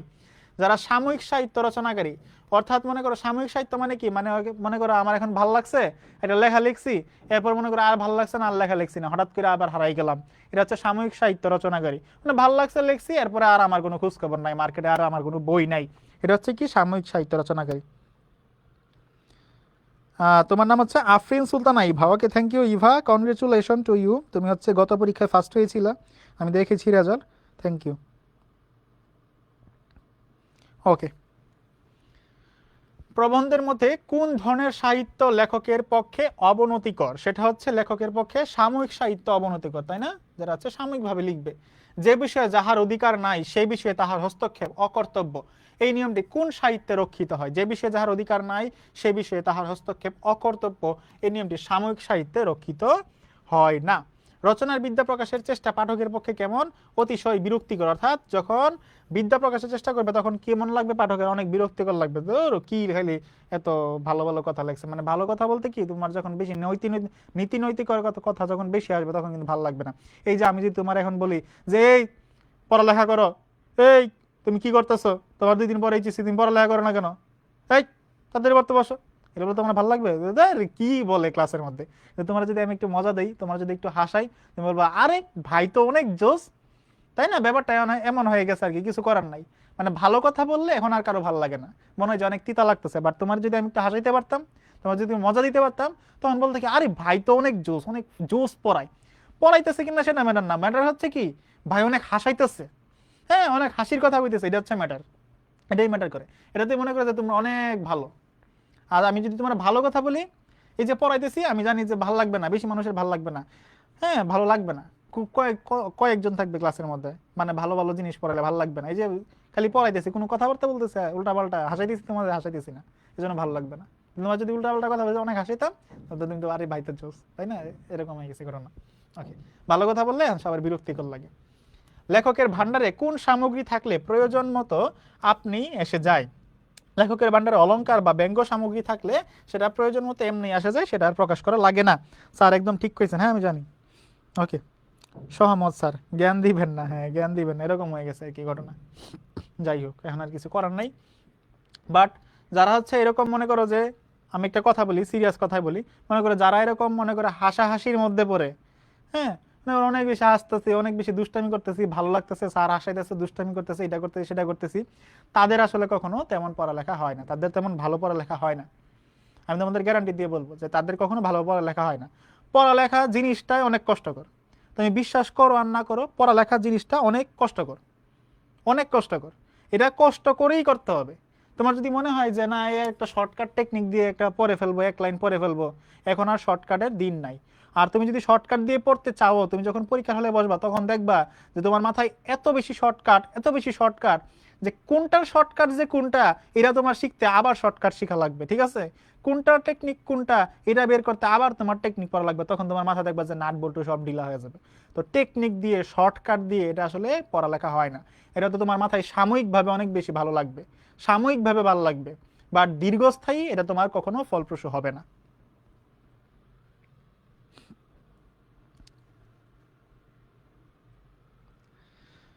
ওকে, এরপর আমরা যাই। তো এই যে অনুধাবনমূলক প্রশ্নগুলো, এগুলো তোমরা একটু কষ্ট করে দেখে নিবা, হ্যাঁ এগুলো তোমাদের এখানে অ্যান্সার দেওয়া আছে, তোমরা এখানে দেখে নিবা, এগুলো একটু দেখে নিবা, এগুলো একটু দেখে নিবা, ঠিক আছে? আমি হচ্ছে পরবর্তী টপিকে চলে যাই।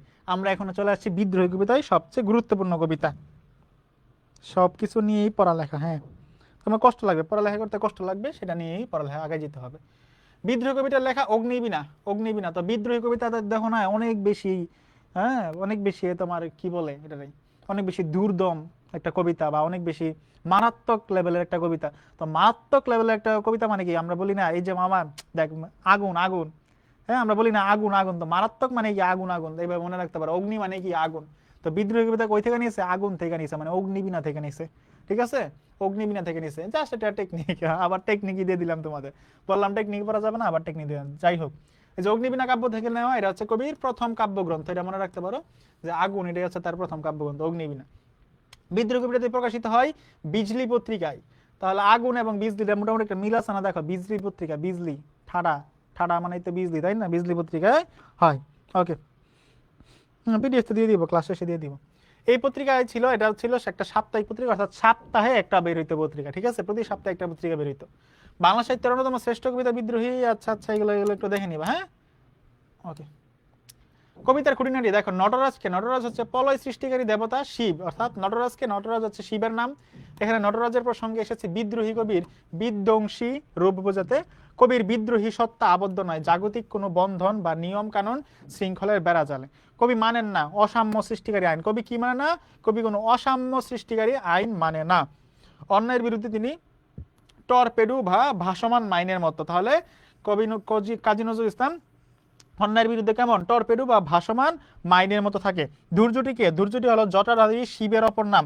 তাহলে দুর্যোটিকে, দুর্যোটি হচ্ছে শিবের অপর নাম। কবিতায় উপমাটি ব্যবহার হয়েছে কবির বিদ্রোহী সত্তাকে বোঝাতে, ঠিক আছে? অর্থাৎ বলে না যে আমি দুর্যোটি জ্বর, এলুকেশে জ্বর, অকাল বৈশাখীর, ওকে, এরকম যে লাইনটা আছে। ওকে, কবি বিদ্রোহী সত্তা ঝড় তুলে অকাল বৈশাখীর মতো। এখানে বৈশাখীর বড় কবির ক্ষিপ্রতার বা ক্ষিপ্রতার প্রতীক। কবি নিজেকে অভিহিত করেছেন বিদ্রোহী বলে এবং বিশ্ববিধাতার বিদ্রোহী পুত্র হিসেবে। তাহলে কবি নিজেকে কি হিসেবে অভিহিত করেছেন, কি হিসেবে চিহ্নিত করেছেন?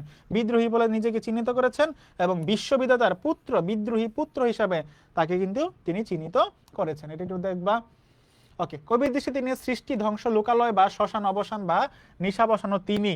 ওকে, বিদ্রোহী কবির এক হাতে শুভাপাই বাঁকা বাঁশরি, অন্য হাতে রণতুর্য, রণতুর্য হবে, এটা রণতুর্য হবে। বাঁকা বাঁশের বাঁশরি, বাঁকা বাঁশের বাঁশরি দিয়ে কি বোঝায়? এটা দিয়ে বোঝায় প্রেম। অর্থাৎ দেখো না তুমি যে কৃষ্ণ এবং রাধার যে প্রেম, সেই কৃষ্ণ যখন বাঁশের বাঁশরি বাজায় তখন রাধা আর ঘরে থাকতে পারে না, ঠিক আছে? রাধা কিন্তু থাকতে পারে না, রাধা কিন্তু বের হয়ে যায়। রাধা বের হয়ে কৃষ্ণ টানে চলে যায়, বলে কি, কে বা শোনালো শ্যাম নাম। তাহলে এভাবে যখন সে বের হয়ে যায়, টর্পেডো হচ্ছে মাইন, টর্পেডো হচ্ছে মাইন, ভাসমান মাইন। ওকে, তাহলে এই বাঁকা বাঁশের বাঁশরি দিয়ে একদিকে যেমন তার প্রেমের সত্তাকে বোঝাচ্ছে, আরেক দিকে কি বোঝাচ্ছে? রণতুর্য। রণতুর্য মানে কি? রণ মানে হচ্ছে যুদ্ধ, আর তুর্য মানে হচ্ছে অস্ত্র, অর্থাৎ রণতুর্য মানে কি? যুদ্ধাস্ত্র।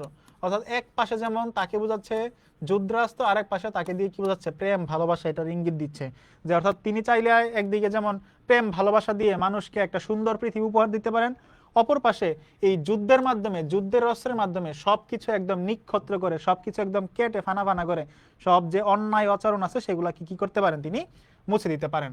এখানে বাঁশের বাঁশরি প্রেম ও সাম্যের ইঙ্গিতবাহী। কবি কুর্নিশ করেন কেবল আপনাকে।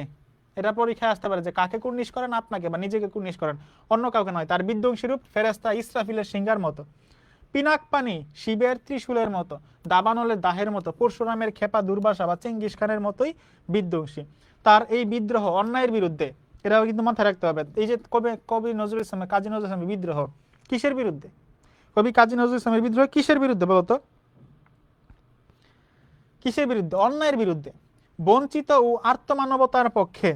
যারা বঞ্চিত, যারা সমাজে বঞ্চিত হচ্ছে, যাদের অধিকার পাচ্ছে না, তাদের বিরুদ্ধে, তাদের হচ্ছে কি? পক্ষে।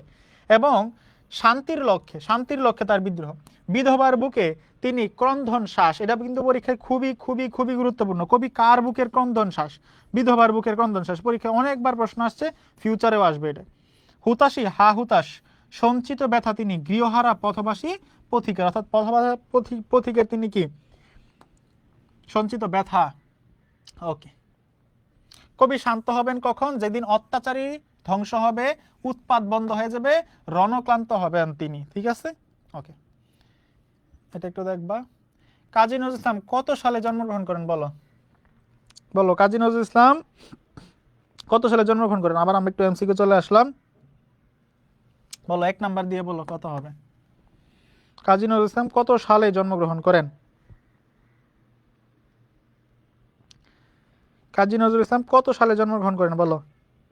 মরিয়ম ইসলাম বলছে 1 সি, 1899 সালে। কাজী নজরুল ইসলাম তোমার হচ্ছে বর্তমানের কোথায়? পশ্চিমবঙ্গ, বর্তমান পশ্চিমবঙ্গ, তাই না?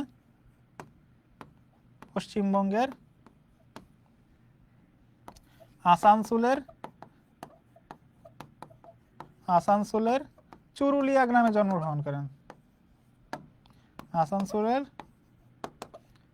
চুরুলিয়া গ্রামে জন্মগ্রহণ করেন 1899 সালে এবং মারা যান 1976 সালে, তাই না? জন্মগ্রহণ করেন 1899 সালে এবং মারা যান কত সালে? 1976 সালে। এই 1976 সালে শুধু যে কাজী নজরুল ইসলাম মারা গেছে তা কিন্তু না, আরেকজন কিন্তু মারা গেছে। 1976 সালে কে মারা গেছে বলতে পারবা? 1976 সালে আরো একজন কবি মারা গেছে, ওনার নাম কি বলো? এটা হচ্ছে প্রশ্ন।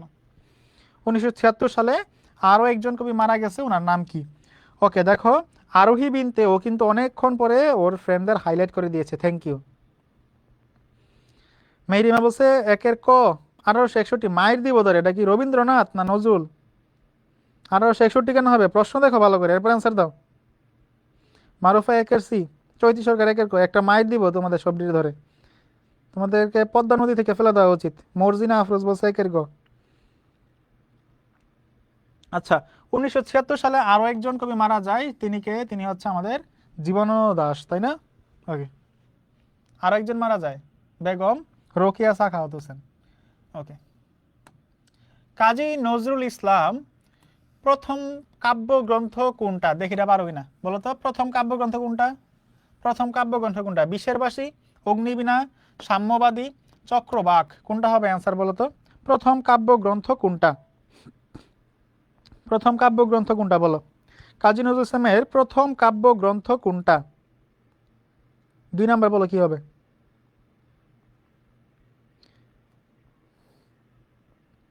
দুই নাম্বার বলো তো কি হবে? ওকে, 2-এর উত্তর দিয়েছো, থ্যাংক ইউ। মরিয়ম 2-এর বি, মর্জিনা 2-এর খ, মেহরিমা বিন্দু 2-এর খ, তাওহিদ 2-এর ক। 2-এর ক কেন হবে তাওহিদ? একটু আগে তো বললাম যে এটা হচ্ছে কি অগ্নিবীণা। প্রথম কাব্যগ্রন্থ কোনটা? অগ্নিবীণা। অগ্নিবীণা, অগ্নিবীণা, এই অগ্নিবীণা কাব্যগ্রন্থ থেকে যে আমাদের বিদ্রোহী কবিতার না হয়েছে। বিদ্রোহী কবিতা প্রথম প্রকাশিত হয় কোন পত্রিকায়? বিজলি, নবযুগ, লাঙ্গল নাকি ধূমকেতু? কোনটা হবে বলতো? বিজলি, নবযুগ, লাঙ্গল নাকি ধূমকেতু? আচ্ছা, এই যে নবযুগ, লাঙ্গল, ধূমকেতু, এই 3টা পত্রিকায় হচ্ছে কাজী নজরুল ইসলাম সম্পাদিত পত্রিকা। কাজী নজরুল, সংক্ষেপে লিখে ফেললাম, কাজী নজরুল সম্পাদিত পত্রিকা। এই 3টা পত্রিকায় কাজী নজরুল ইসলাম সম্পাদনা করতেন, তিনি ছিলেন সম্পাদক। মানে সম্পাদক মানে কবিতার যে মেইন থাকে ওনাকে বলে সম্পাদক, ঠিক আছে? এই 3টা পত্রিকায় কাজী নজরুল ইসলাম সম্পাদনা করতেন। কিন্তু বিদ্রোহী কবিতাটা প্রকাশিত হয় কোথায়? বিদ্রোহী পত্রিকাটা প্রকাশিত হয় এই যে বিজলি পত্রিকায়। বিজলি, বিজলি, বিজলি। ও জসিমউদ্দিন, আমি কি ভুলে জীবনানন্দ দাশ বলে ফেলছি নাকি? সরি, জসিমউদ্দিন, হ্যাঁ থ্যাংক ইউ। আচ্ছা, তাহলে বিজলি পত্রিকায় প্রথম প্রকাশিত, হ্যাঁ ওকে। বিদ্রোহী কবিতায় অকাল বৈশাখী ঝড়ের সঙ্গে তুলনা করা হয়েছে কিসের? এলোমেলো ক্যাশ, মহাপ্রলয়, আইন নাকি নটরাজের নৃত্যের? বিদ্রোহী কবিতায় প্রথম প্রকাশিত 4 নাম্বার বলো কি হবে? 4-এর উত্তর বলো, 4-এর উত্তর বলো। ওকে, 3-এর উত্তর দিচ্ছ তোমরা, থ্যাংক ইউ ভেরি মাচ। সবাই একটু এখন 4 নাম্বারের অ্যান্সারটা করে দাও দ্রুত। 4-এর অ্যান্সারটা বলো কি হবে?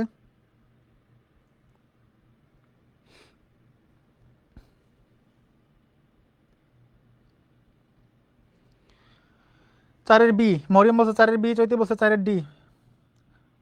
অকাল বৈশাখী ঝড়ের সঙ্গে তুলনা করেছেন কিসের? এলোকেশে ঝড়, এলোকেশে ঝড় অকাল বৈশাখীর, এলোকেশে ঝড় অকাল বৈশাখীর। ওকে, আমি দলে যাই যত বন্ধন, যত নিয়ম কানুন শৃঙ্খল। দলে যাই, দলে যায় মানে কি? দলে যায় মানে হচ্ছে পা মারিয়ে যায়, তাই না? দলে যায় মানে হচ্ছে কি পা মারিয়ে যাওয়া। একটু মনে রাখো শব্দের অর্থটা, পা মারিয়ে যাওয়া। দলে যায় মানে হচ্ছে কি পা মারিয়ে যায় যত বন্ধন, যত নিয়ম কানুন শৃঙ্খলা। এই পংক্তির মাধ্যমে কি বোঝানো হয়েছে? কবির কোনো পরোয়া নেই, কবি নির্ভর, কবি নির্দ্বান্দিক নাকি কবি মুক্ত? কি হবে বলো? 5 নাম্বার। ওকে, কত নাম্বার অ্যান্সার দিচ্ছ একটু বলে দিও, হ্যাঁ আগে।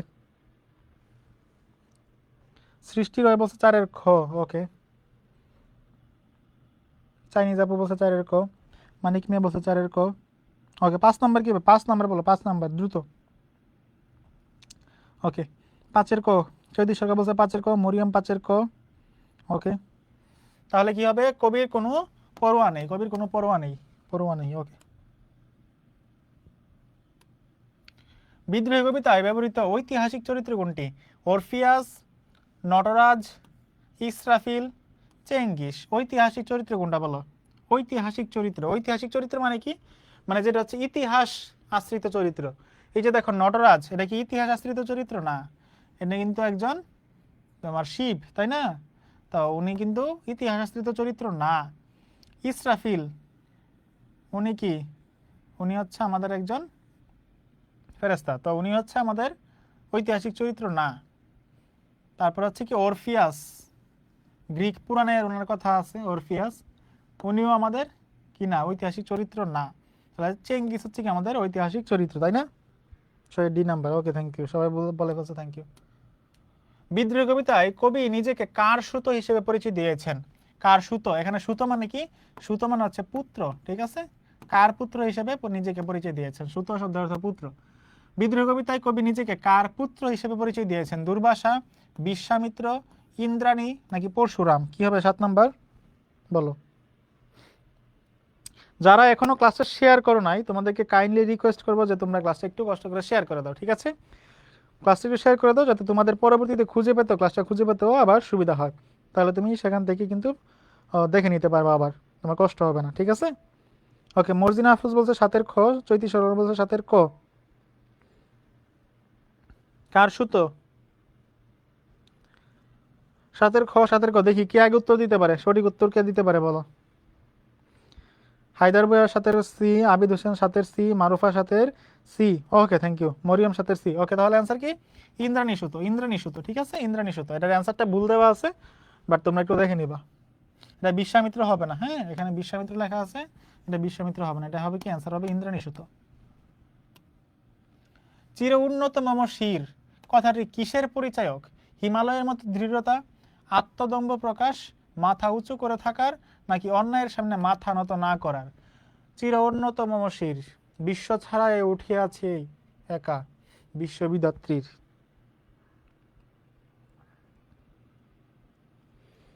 ঠিক আছে,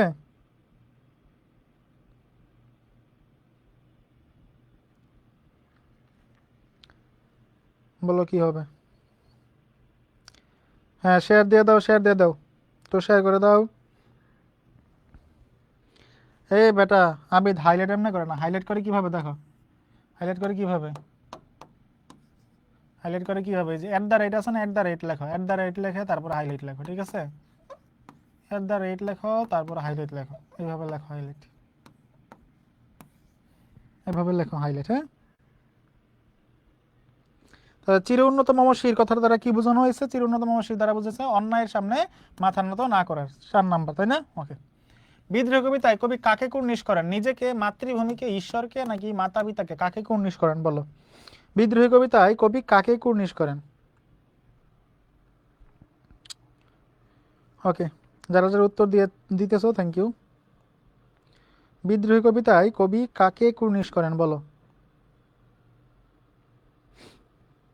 বিদ্রোহী কবিতায় কবি কাকে কুর্নিশ করেন? ওকে, মানিক মিয়া ওর ফ্রেন্ডদের মেনশন করে দিয়ে দিচ্ছে, থ্যাংক ইউ ভাই। এই আবিদ হোসেন খালি কনফিউজ দিয়ে থাকে, হ্যাঁ? পড়ালেখা করো না? পড়ালেখা করতে হবে, তুমি এইচএস 26। আবিদ হোসেন তুমি এইচএস 26 না? পড়ালেখা করো না কেন? ওকে, তাহলে নিজেকে কুর্নিশ করছেন, নিজেকে নিজেকে নিজেকে কুর্নিশ করছেন। ওকে, রিয়াক্টর রোজা হাইলাইট করে দিতে, থ্যাংক ইউ। নিচের কোন চরণটিতে বিদ্রোহী কবিতার মূল ভাব প্রকাশিত হয়েছে? বিদ্রোহী কবিতার মূল ভাব প্রকাশিত হয়েছে কোনটিতে? আমি মহাভয়, আমি অভিশাপ পৃথ্বীর, আমি দলে যাই যত বন্ধন, যত নিয়ম কানুন শৃঙ্খল, আমি ইন্দ্রাণী সুত, হাতে চাঁদ ভালে সূর্য, মম এক হাতে বাঁকা বাঁশের বাঁশরি আর হাতে রণতুর্য। কোনটিতে বিদ্রোহী কবিতার মূল ভাব প্রকাশিত হয়েছে?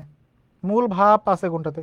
একটা লাইন, যেই লাইনের মধ্যে পুরা কবিতাটাকে সে ইন্ডিকেট করছে, কোন লাইনের মাধ্যমে হইতে পারে? কোন লাইনে হইতে পারে?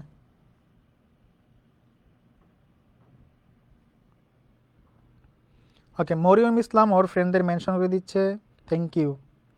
যারা যারা ফ্রেন্ডদের মেনশন দিয়ে দিবা সবার নাম কিন্তু আমি হাইলাইট করে দিব, ঠিক আছে? এই তোমরা যে হাইলাইট করতেছো এরকম আমি হাইলাইট করে দিব, থ্যাংক ইউ মরিয়ম। ওকে, তাহলে 10-4, 10-4 মম এক হাতে বাঁকা বাঁশের বাঁশরি আর এক হাতে রণতুর্য। ওকে, থ্যাংক ইউ। মম এক হাতে বাঁকা বাঁশের বাঁশরি আর হাতে রণতুর্য চরণটি কি প্রকাশ পেয়েছে বলতো? এই যে মম এক হাতে বাঁকা বাঁশের বাঁশরি, এটা দ্বারা কি বোঝায়? এটা দ্বারা বোঝায় কি? প্রেম। এই যে জায়গাটা, এটা দ্বারা কি বোঝায়? প্রেম। আর অন্য হাতে রণতুর্য, রণতুর্য মানে কি? যুদ্ধাস্ত্র। রণতুর্য মানে হচ্ছে যুদ্ধ। তাহলে প্রেম এবং কি বোঝাবে? যুদ্ধ, তাই না? প্রেম এবং যুদ্ধ, প্রেম এবং যুদ্ধ। ওকে, এখানে দ্রোহ দেওয়া আছে, যদিও দ্রোহ মানে হচ্ছে কি? বিদ্বেষ বা যুদ্ধ, একই কথা, সমস্যা নেই। আমি বেদুইন, আমি চেঙ্গিস, আমি আপনারে ছাড়া করি না কাহারে কুর্নিশ। এ চরণদ্বয়ের কবির কোন মনোভাব প্রকাশ পেয়েছে? একাকিত্ব, অসহায়ত্ব, সংগ্রাম তৎপরতা নাকি অহংকার? কোনটা হবে বলতো? একাকিত্ব তো হবেই না, অসহায়ত্ব হওয়ার কথা না, তাই না? তাহলে অ্যান্সার হবে এই দুইটা থেকে যে কোনো একটা। কোনটা হবে? আমি বেদুইন, আমি চেঙ্গিস, আমি আপনারা ছাড়া কাহারে করি না কুর্নিশ। এই চরণদ্বয়ের কবির কোন মনোভাব প্রকাশ পেয়েছে? Abir Hossain, thank you mention করে দেওয়ার জন্য। 9 ক হবে, এটা দেখি তো। হ্যাঁ, 9 কই তো অ্যান্সার। হ্যাঁ, 9 তো কই বললাম। কি হবে তাহলে? অহংকার। হ্যাঁ,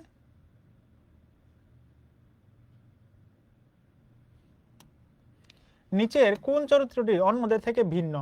দুর্যটি, পিনাকপানি, ধর্মরাজ, রুদ্র। অন্যদের থেকে ভিন্ন কোনটা? অন্যদের থেকে ভিন্ন, অন্যদের থেকে ভিন্ন কোনটা?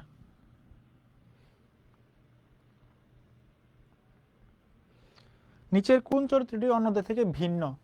দুর্যটি, পিনাকপানি, ধর্মরাজ নাকি রুদ্র? কি হবে বলতো? এটা হবে ধর্মরাজ। ওকে, বিদ্রোহী কবিতায় কবি নিজেকে কার দণ্ড বলে অভিহিত করেছেন? পরশুরামের দণ্ড, তাই না? কিসের দণ্ড? পরশুরাম নাকি ইসরাফিল বলো? ধর্মরাজ হবে না, পিনাকপানি হবে না। পিনাকপানির ডমরু ত্রিশূল, ধর্মরাজের দণ্ড। ওকে, বললো কি হবে?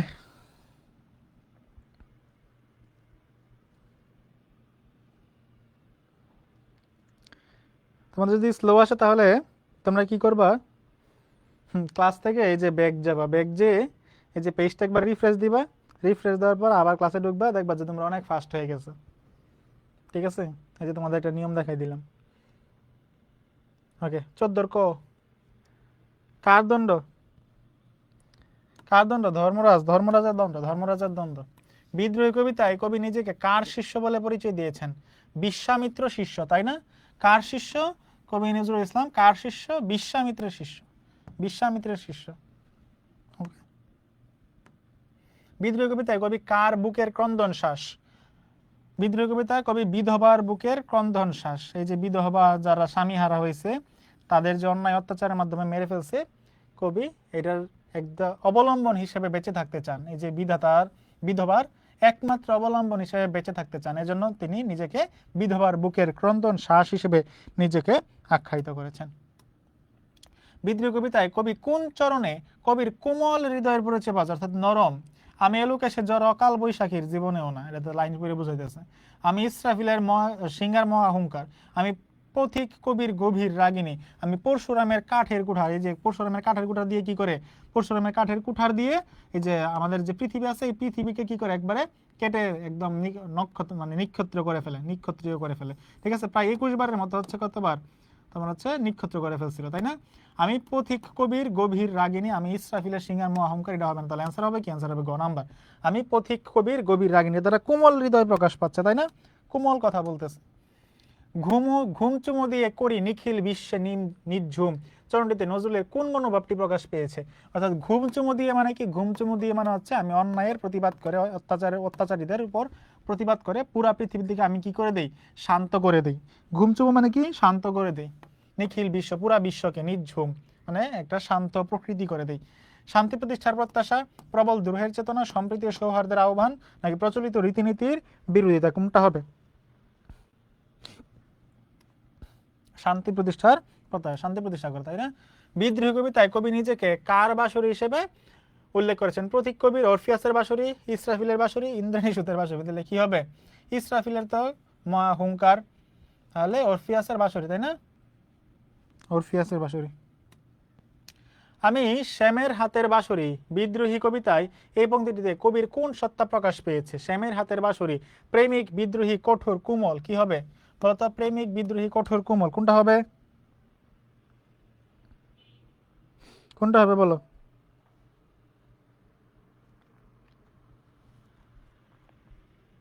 বিশ কোনটা হবে? ওকে, প্রেমিক।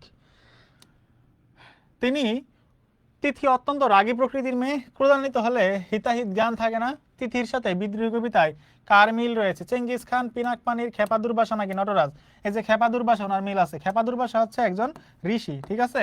খেপা দুর্বাসা হচ্ছে উনি ঋষি। উনি কিছু না হইলেই, উনি পান থেকে চুন খসলেই কি করে? উনি হচ্ছে অভিশাপ দিয়ে দেয় যে তুই বাঁচবি না, তুই মরে যাবি, ঠিক আছে? তিনি কি করে? অভিশাপ দিয়ে দেয়, অভিশাপ দিয়ে দেয়। এজন্য তিনি হচ্ছে খুব রাগী ছিলেন এবং তিনি কে ছিলেন? একজন ঋষি ছিলেন। তাহলে তিথির সাথে কার মিল আছে? খেপা দুর্বাসার মিল আছে। দুইজনে কি ছিল? রাগী ছিল। ওকে, বিদ্রোহী কবিতায় কবি বিশ্বকে নিক্ষত্রিয় করতে চান কেন? কেন করতে চান? পৃথিবীতে শান্তি প্রতিষ্ঠার জন্য, তাই না? পৃথিবীতে শান্তি প্রতিষ্ঠার জন্য কবি বিশ্বকে নিক্ষত্রিয় করতে চান। নিক্ষত্রিয় মানে হচ্ছে একদম কেটে, মানে তোমার হচ্ছে গাছ কাটে না, এই যে তোমার যে গাছ কাটে, এই যে গাছ কাটার পরে যে একটা জায়গা থাকে না, মানে একদম মাটির নিচে যে এটা তো শেকড়, এখানে যে এটা থাকে। নিক্ষত্রিয় মানে হচ্ছে গাছ কেটে এরকম একটা অবস্থা করা। কবি কার কুঠার দিয়ে বিশ্বকে নিক্ষিপ্ত করতে চান? কার কুঠার বলো তো? অরফিয়াসের বাঁশরি, পরশুরামের কাঠের কুঠার। হ্যাঁ, অরফিয়াস দেওয়া কেন আনসার? অ্যান্সার অরফিয়াস হবে না, অরফিয়াস হবে না, অ্যান্সার অরফিয়াস হবে না। হ্যাঁ, অ্যান্সার হবে কি? পরশুরামের কাঠের কুঠার। পরশুরাম, পরশুরামের কুঠার, এর অ্যান্সার হবে পরশুরামের কুঠার। একটু এগুলা একটু ভুলে গেল কেন এটা? বিদ্রোহী কবিতায় কবির অশান্ত হয়ে ওঠার কারণ কি? নিপীড়িত মানবতার জন্য তিনি হচ্ছে অশান্ত হয়ে গেছেন। নিপীড়িত মানে কি? মানে যারা হচ্ছে পীড়িত হয়েছে, যারা অত্যাচারিত হয়েছে, যারা অত্যাচারিত হয়েছে তাদের। বিদ্রোহী কবিতায় কবির অশান্ত হয়ে ওঠার কারণ কি? নিপীড়িত মানবতার জন্য। ওকে, কার ক্রন্দন রুল আকাশে বাতাসে ধ্বনিবে না? কার? উৎপীড়িতের, যারা উৎপীড়িত হয়েছে, অত্যাচারিত হয়েছে, তাদের ক্রন্দন রুল। ক্রন্দন মানে কি? কান্না। রুল মানে কি? আওয়াজ। ক্রন্দন মানে কি? কান্না। রোল মানে কি? কান্নার আওয়াজ। কান্নার আওয়াজ আর যখন হচ্ছে আমাদের কোথায় শোনা যাবে না? আকাশে বাতাসে শোনা যাবে না, এটাই হচ্ছে কবির কামনা। তাহলে উৎপীড়িতের কান্নার সাউন্ড যখন তিনি শুনবেন না, তখনই মনে করবেন কি পৃথিবী শান্ত। বিদ্রোহী কবিতায় শেষ হয়েছে কোন প্রত্যাশা দিয়ে? অত্যাচারের বিনাশ, ধ্বংসের মধ্যে দিয়ে, অন্যায় শান্তি নাকি অত্যাচারের অবসান? তাহলে কি হবে? অত্যাচারের অবসান, অত্যাচারের অবসান। শিখর হিমাদ্রির সবচেয়ে সহজ অর্থ কি? শিখর হিমাদ্রির, হিমালয়ের শিখর, হিমালয়ের শীর্ষ চূড়া, হিমালয়ের পাদদেশ নাকি হিমালয়ের বিস্তার? তাহলে কি হবে? হিমালয়ের শীর্ষ চূড়া। বিদ্রোহী কবিতায় নটরাজ বলতে কাকে বোঝানো হয়েছে? নটরাজ, নটরাজকে বলো। নটরাজ, নটরাজকে মহাদেব, পরশুরাম, বিষ্ণু নাকি বলরাম? মমতা আসসালামু আলাইকুম ভাই। ওয়ালাইকুম সালাম। হায়দার বলছো 23। ওকে, তোমরা এখন 23-এ আসবো, বলো 28 নাম্বার কি হবে?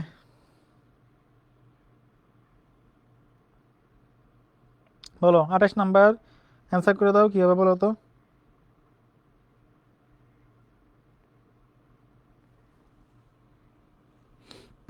ওকে, নীরা সরকার হাইলাইট করে দিয়েছে, থ্যাংক ইউ। 28-এর ক? নটরাজকে, নটরাজ হচ্ছে Mahadev. Thank you, thank you, thank you, thank you. সুতো শব্দের অর্থ কি বলো? সুতো শব্দের অর্থ কি? এটা বলে ফেলছি। সুতো শব্দের অর্থ কি? 29 নাম্বার বলো। সুতো শব্দের অর্থ কি? 29। সুতো শব্দের অর্থ কি বলো?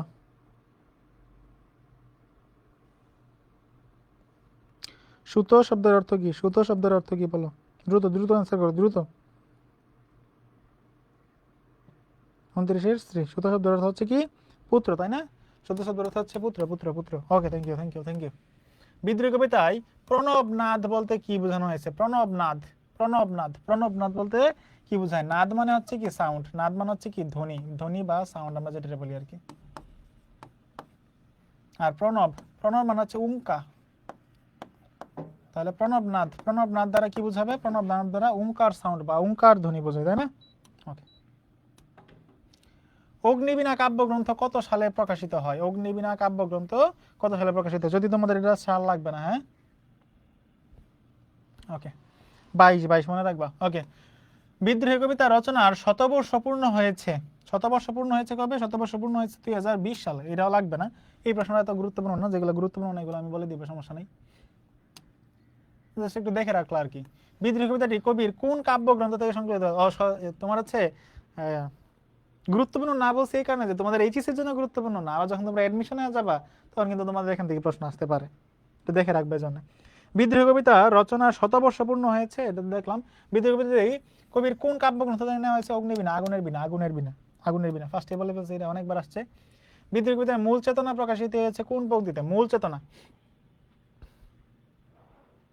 সংসারে করবে নতুন সমাজ, মোরা একটি ফুলকে বাঁচা বলে যুদ্ধ করি, আমার তাহলে কি হবে? সংসার করিব এক নতুন সমাজ, তাই না? ওকে। জাগরে কিষান সপ্ত গেছে কিসের আর ভয়, উদ্দীপকটি বিদ্রোহী কবিতার যে ভাব ফুটে উঠেছে, কোন ভাব ফুটে উঠেছে? প্রতিবাদ, সংগ্রাম, প্রতিরোধ, বিদ্রোহ, কি হবে? হ্যাঁ, আইরি তো আবার ব্যান খাইছে ভাই। হ্যাঁ, এমন হতেছে কেন আমি বুঝতেছি না।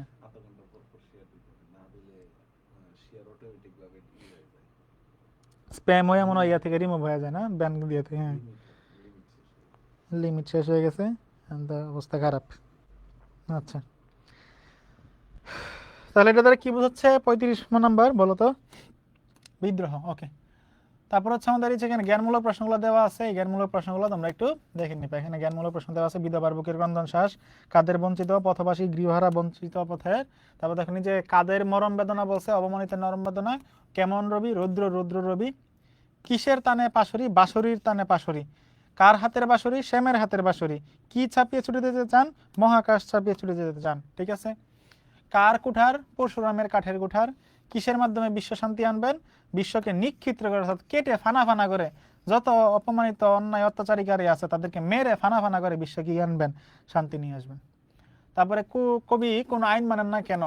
এটা তোমার মনে হতে পারে যে কবি আইন মানেন না, তাহলে আমি মানবো কেন? কবি নিজেই তো বলছে কবি আইন মানেন না। এখানে আইন মানেন না বলতে কবির যে মূল আইন, সেই আইন মানেন না যে ঘটনা, কিন্তু এটা না। এই আইন মানে না মানে কি? এই আইন মানে না হচ্ছে যারা উৎপীড়িত আছে, যারা অত্যাচারী আছে, তাদের যে আইন, তাদের আইন মানে না। এখানে এই আইন বলছে, তুমি বললো না তাহলে মনে আমি বাংলাদেশ সংবিধান না মানলেও হবে। ঠিক আছে, বাংলাদেশের যে আইন আছে এই আইন না মানলেও হবে। এই আইন কিন্তু সে আইন না। এই আইনটা হচ্ছে কি? এই কবির আইন মানে কি? এই কবির আইন মানে হচ্ছে যে অত্যাচারীর যে আইনগুলো আছে, যেটা করবা এটা করবা না, এটা তিনি মানেন না। ওকে, তুমি আবার বললো না যে কবি যেহেতু মানে না তাহলে আমরা মানবো না। ওকে, তো এখানে যে জ্ঞান তোমার অনুধাবনমূলক প্রশ্নগুলো আছে এগুলো একটু দেখে নিবা, এখান থেকে তোমাদের কমন আসবে ইনশাল্লাহ। এগুলো একটু দেখে নিজে একটু বাসায় ট্রাই করবা, লিখে ট্রাই করবা। ঠিক আছে, এগুলো তোমরা হচ্ছে এইচডব্লিউ দিবা ক্লাসে, লিখে অনুধাবনমূলক প্রশ্নগুলো এখানে তো অ্যান্সার দেওয়া আছে, তাও সমস্যা নাই, এগুলো একটু লিখে তোমরা একটু এইচডব্লিউ দিবা। হ্যাঁ, গ্রুপের মধ্যে পোস্ট করে দিবা, আমাদের যে ফেসবুক গ্রুপটা আছে সেই ফেসবুক গ্রুপে এখানে পোস্ট করে দিবা, আমি দেখবো। হ্যাঁ, নিজের মতো করে লিখবা, একবার পড়বা, একবার রিডিং পড়বা, রিডিং পরে একবার নিজের মতো লিখবা, দেখে দেখে একদম ফুল হুবু কপি করে দিও না, যে এ টু জেড কপি করে দিও, তাহলে তার লেখা কোনো লাভ নেই। একবার রিডিং পড়বা, রিডিং পরে তুমি কি বুঝছো সেটা হচ্ছে তুমি লিখে এটা পোস্ট দিবা। ঠিক আছে, সবাই ক্লাস দিবা নাকি দিবা না বলো? এইচডব্লিউ কি জমা দিবা নাকি দিবা না? এই বলো তো, লাস্ট একটা কথা বলো যাও, এইচডব্লিউ কি জমা দিবা নাকি দিবা না? কোনটা করবো বলো? যারা বলবা যে দিবা তাদের কিন্তু আমি চেক করবো যে তাদের দিচ্ছে কিনা, পরবর্তী ক্লাসে এসে সবগুলোরে ধরবো আবার। তোমরা যে খুব বেশি ভালো মানুষ আমি কিন্তু জানি, তোমরা যে খুব বেশি ভালো মানুষ আমি কিন্তু জানি। হ্যাঁ, ওকে, তাহলে কেউ যেহেতু কমেন্ট করতেছে না তার মানে কেউ আশা করি দিবে না। মানিক মিয়া বলছে দিব ভাই, থ্যাংক ইউ, তাহলে দেখবো। হ্যাঁ ভাইয়া, পিডিএফ তাড়াতাড়ি দিন, পিডিএফ দিব, সমস্যা নেই, এখনই দিয়ে দিব। ওকে, মানিক মিয়া একজন বলছে খালি দিব, একজনই খালি দিবা। ওকে, তো তুমি একটা কি করো, তুমি একটা এই যে এইচডব্লিউ দিয়েছি, এই যে এইচডব্লিউ যে লেখা, এই এইচডব্লিউ লেখাটার উপর এখানে স্ক্রিনশট নাও, স্ক্রিনশট নিয়ে এই স্ক্রিনশটটা পোস্ট দিবা, তারপরে এগুলো লিখবা, লিখে তুমি যা লিখছো এগুলো পোস্ট দিয়ে দিবে, একসাথে পোস্ট দিয়ে দিবে। ঠিক আছে, তাহলে মানুষ বুঝবে কি যে না এগুলো এটা মনে হয় এইচডব্লিউ ছিল, তাহলে বাকিরাও লিখবে, বাকিরাও লেখার জন্য অনুপ্রেরণা পাবে তোমার থেকে দেখে দেখে, যে না মানিক মিয়া যেহেতু লিখছে তাইলে আমরাও লিখি। হ্যাঁ, ঠিক আছে, তো তাইলে ওকে, তো তোমরা ফেসবুক গ্রুপে এটা লিখে আজকে রাতের মধ্যে জমা দিয়ে দিবা। ঠিক আছে সবাই, তাহলে ভালো থাকো, সুস্থ থাকো, সবার সাথে দেখা হবে পরবর্তী ক্লাসে, এবং তোমাদের আগামীকালও ক্লাস আছে দুপুর 3টায়, তোমরা জানো, সেই অনুযায়ী সবাই চলে আসবা। ভালো থাকো, সুস্থ থাকো, আসসালামু আলাইকুম।